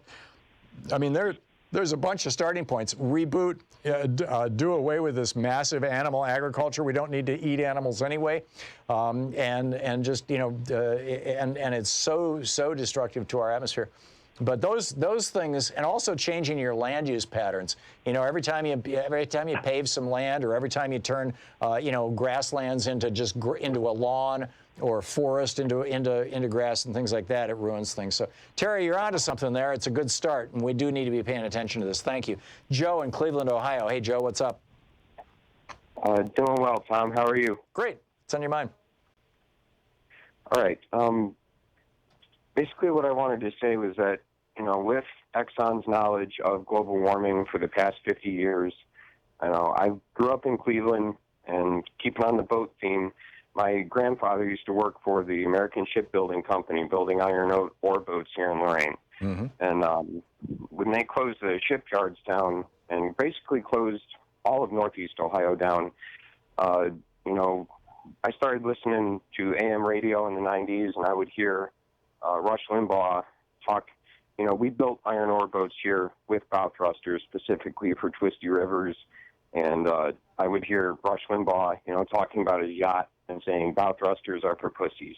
And then I would hear Laura Ingram, Dr. Laura Leschinger come on and tell all these out-of-work union members, you're not depressed because you just lost your job. You're depressed because of seasonal affective disorder.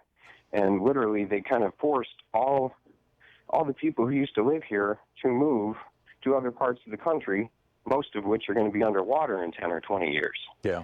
And that the whole targeting and the triggering that the Republicans do, it started a very long time ago. Yeah. No, you're absolutely right, Joe. Being a millennial, growing up here, it's been really tough. But we are pioneering one idea here in Cleveland, and it's called the Cleveland model. Basically, small businesses are starting where not only the employees don't only just get a paycheck, they also get equity and voting equity in those companies. So that eventually millennials will have something to retire on. Yeah. That's great, and that Ohio must have changed their corporate laws to. Are those B corporations, beneficient corporations? That I'm not entirely sure of. Okay, all right, because this is stuff that Richard Wolff talks about on this program every week. Is that if we need to reform capitalism so that it's running more along the cooperative model rather than the robber baron model, and spot on. Good one, Joe. Thank you very much for that. I appreciate the call and for sharing your story. Steve in Powder Springs, Georgia. Hey, Steve, what's on your mind today? I was just looking at the timelines when you were talking about. I'm sorry. Thank you, Tom, for taking my call. No, it's all good. There's no need to acknowledge me at all, Steve. Just feel free to jump right into it. Everybody appreciates it. It's a lot faster. Okay. You were talking about a war being a stop to bringing in impeachment, and I remember that Vietnam was going on during the initial beginnings of the Watergate hearings. It went on through the entire thing. Nixon didn't end the Vietnam War. Gerry Ford did. Correct. I was like, but I saw that the end of it was starting to wind down. In April of '73, the Watergate hearing started in February of '73. Right. So I was like, so there being a war going on or a war being started would not and should not stop the impeachment hearings. Yeah. No, I'm absolutely with you, and a number of people. What you're referring to here, Steve, is that in the previous hour, when Congressman Mark Pocan was on taking calls for the hour, that one of the things that was asked of him, in fact, twice, as I recall, was, do you think that Donald Trump might try to start a war with Iran in order to prevent impeachment hearings from happening? And I suspect Donald Trump is thinking that way. I mean, we know that Donald Trump thinks that one of the ways that you get yourself reelected when you're a president is by starting a war. On 5 different occasions, he tweeted that Barack Obama was about to do that any minute now, just before the 2012 elections. So, of course he believes that. Whether it's true or not, though, as you correctly point out, Steve, and I think a lot of people miss that little lesson of history, the Vietnam War was just going full tilt boogie. There were ups and downs through all that, but it was Gerry Ford who ended the war after Nixon had already resigned, and we can do impeachment no matter what. Steve, thank you for the call. Let's see here, Charles in Opelika, Florida. Hey, Charles, what's on your mind today? I don't know how to phrase it, but just thinking of the other day when we heard about Donald Trump. Being, filing for not bankruptcy, but, with the taxes as far as him losing $1 billion. Right. Over 10 years, yeah. Right. And getting all these tax write-offs. It just seems like that's he can't be the only one.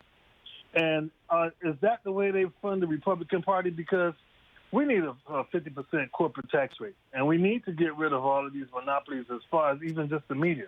We need to break up, the media, and we need to have, more competition. I completely agree. We had a 50% capitalism. corporate tax rate at one point in time. I mean, it was a maximum corporate tax, I'm pretty sure. And you see the type of agendas that they have, whether it's abortion rights or any other social issue that's not really fixing the problem, but make it, regular people's lives worse by having government intrude on their personal decisions and their personal liberties. So my thing is this: we need a corporate tax rate. We need to, and I think that's going to also slow down, or should slow down the rate of money going, into politics. We need to get, money out of politics as well, because they're corrupting our senators and our congressmen by actually getting all of these tax breaks and bribing them by donations, to do all of these things. And here's how it works, Charles, is if you have a higher corporate tax rate, right now I believe the top effective corporate tax rate is 35%, but maybe it was lowered down to 29% with the GOP tax scam. That's my recollection. I don't have that kind of corporation that pays corporate taxes, but if you have a relatively high corporate tax rate that is progressive, so the first little bit is taxed fairly low, and then as your profits go up, your taxes go up. That encourages corporations to take their profits and instead of distributing them to their stockholders as dividends, because that has to be after-tax money, and instead of just, messing around with it, playing with it, passing it out to their CEOs and things, it encourages them to invest in things like new equipment. And Charles, thank you very much for the call. Spot on. It encourages them to do research and development. It encourages them to roll out new product lines. These are all tax-deductible expenses. It encourages them to advertise their products and get more aggressive about their sales. It encourages them to open new branches in new cities and things. I mean, these are desirable behaviors. You're listening to Thom Hartmann. Visit ThomHartmann.com for audio and video archives. As opposed to simply sucking all the money out of the community and sending it off to New York, which is what's going on right now. We'll be right back.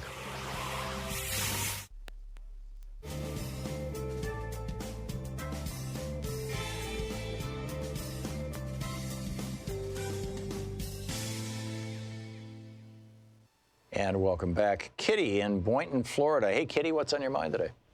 Hi. I have two things, one environment, one Russia. First of all, for environment, people could use, instead of the search engine Google, they could use Ecosia, ECOSIA. And what Ecosia promises is every time you click on their, click to do a search, they'll plant a tree. So that's one little thing. Yeah, it's great. The other thing is, when it comes to Russia, I'm really disappointed with the DNC because what we have here is a situation, risk versus reward. They're going to do it again and again and again, and we're going to have more problems like this in the future with future presidents because in the end, they got their 4 years. In the end, they got everything they wanted.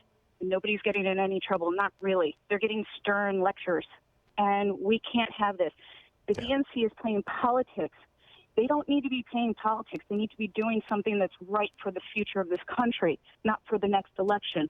We cannot have this president get away with it. If he gets away with it, then the risk versus reward is a blueprint for future presidents. Oh, we'll get in trouble after our 4 years. We'll get in trouble after we deregulate everything. We'll get in trouble after the fact. After we get everything we want, then there'll be somebody down the line will get in some trouble, but not the one who started it. Not the one in charge. It has to change. Also, I agree with the last caller about money in politics. In my opinion, I think that so much, everything can be fixed if you get money out of politics. Environment, tax issues, inequality. Get money out of politics will fix a lot of stuff. That's my opinion. I agree. Very well said, Kitty. Thank you very much. Richard in Santa Fe, New Mexico. Hey, Richard, what's on your mind? Hi, Tom. So earlier today you were talking about climate change and what we can do about it, and I started thinking about that, and so I was talking to my wife about it, and I was just thinking, I'm going to start really pushing people because a lot of people wring their hands about climate change, and we see it. But what are you doing? Are you taking a lot of flights? Are you eating less meat? Maybe going vegetarian? Are you riding your bike more when possible? I don't know. People may just have all to be those things collectively, Richard. If you did everything you could without spending a lot of additional money to have a carbon light footprint on the Earth, simply because you live in the United States, the consequence, the result of that is going to be relatively inconsequential. On the other hand, if you took the same amount of time and effort and energy that you're putting into composting your food. And I'm not saying don't do it. Those things have their own rewards, right? I mean, a virtue is its own reward. Well, composting and growing your own food is its own reward. But it's not going to save the planet. But if you took that same amount of time and effort and putting this all has to be done at the level of policy. This has to be done at the level of nation state. If you put your time and effort, that same amount of time and effort, into getting politicians elected who see this as a screaming national emergency, the Jay Insleys of the world, and actually I'd say probably the vast majority of the entire Democratic, party right now. If you put your time and effort into making sure that those people are running the country rather than Republicans who are owned by fossil fuel billionaires, that actually has the chance to save our world and our planet. We can't blame ourselves. We are not our own salvation in terms of individual actions and behaviors. We could be, on the other hand, in terms of our ability to change our political landscape. Richard, thank you for the call. A very thoughtful call. I appreciate it. We'll be right back.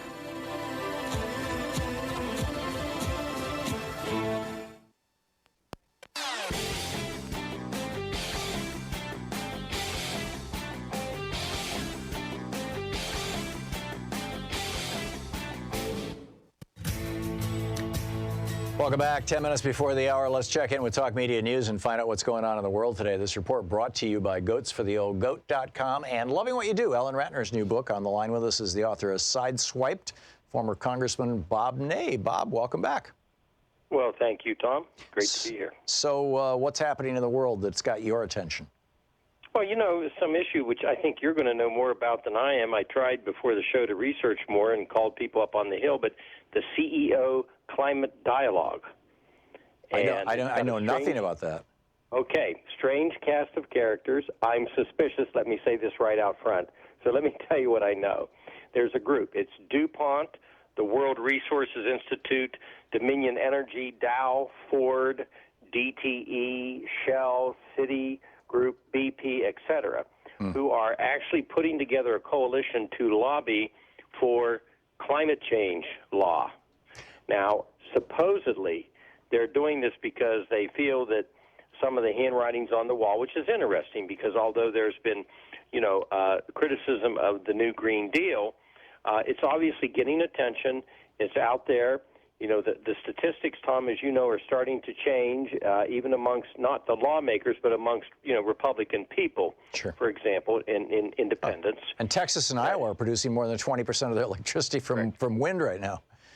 Right. And so this coalition is put together. And sources of mine up on the Hill tell me, because, again, you heard the names, okay? But they do want to reduce carbon emission. And they also want to get ahead of the curve because they feel the time is coming and they want to be part of this. So here's what I think is going on, Bob, with this. The list that you named are the companies that are either involved in extraction, refining, or using fossil fuels, or in the case of the banks, funding the extraction, refining, and use is the wrong word, but converting fossil fuels into fertilizers and things like that, chemistry and things, and whatnot. And it seems to me that here's what I would bet. I would bet that what they're going to come out in favor of is a carbon tax with and one that increases over time with a cap and trade provision on the back end of it. That will allow them to actually make money trading carbon futures and carbon credits.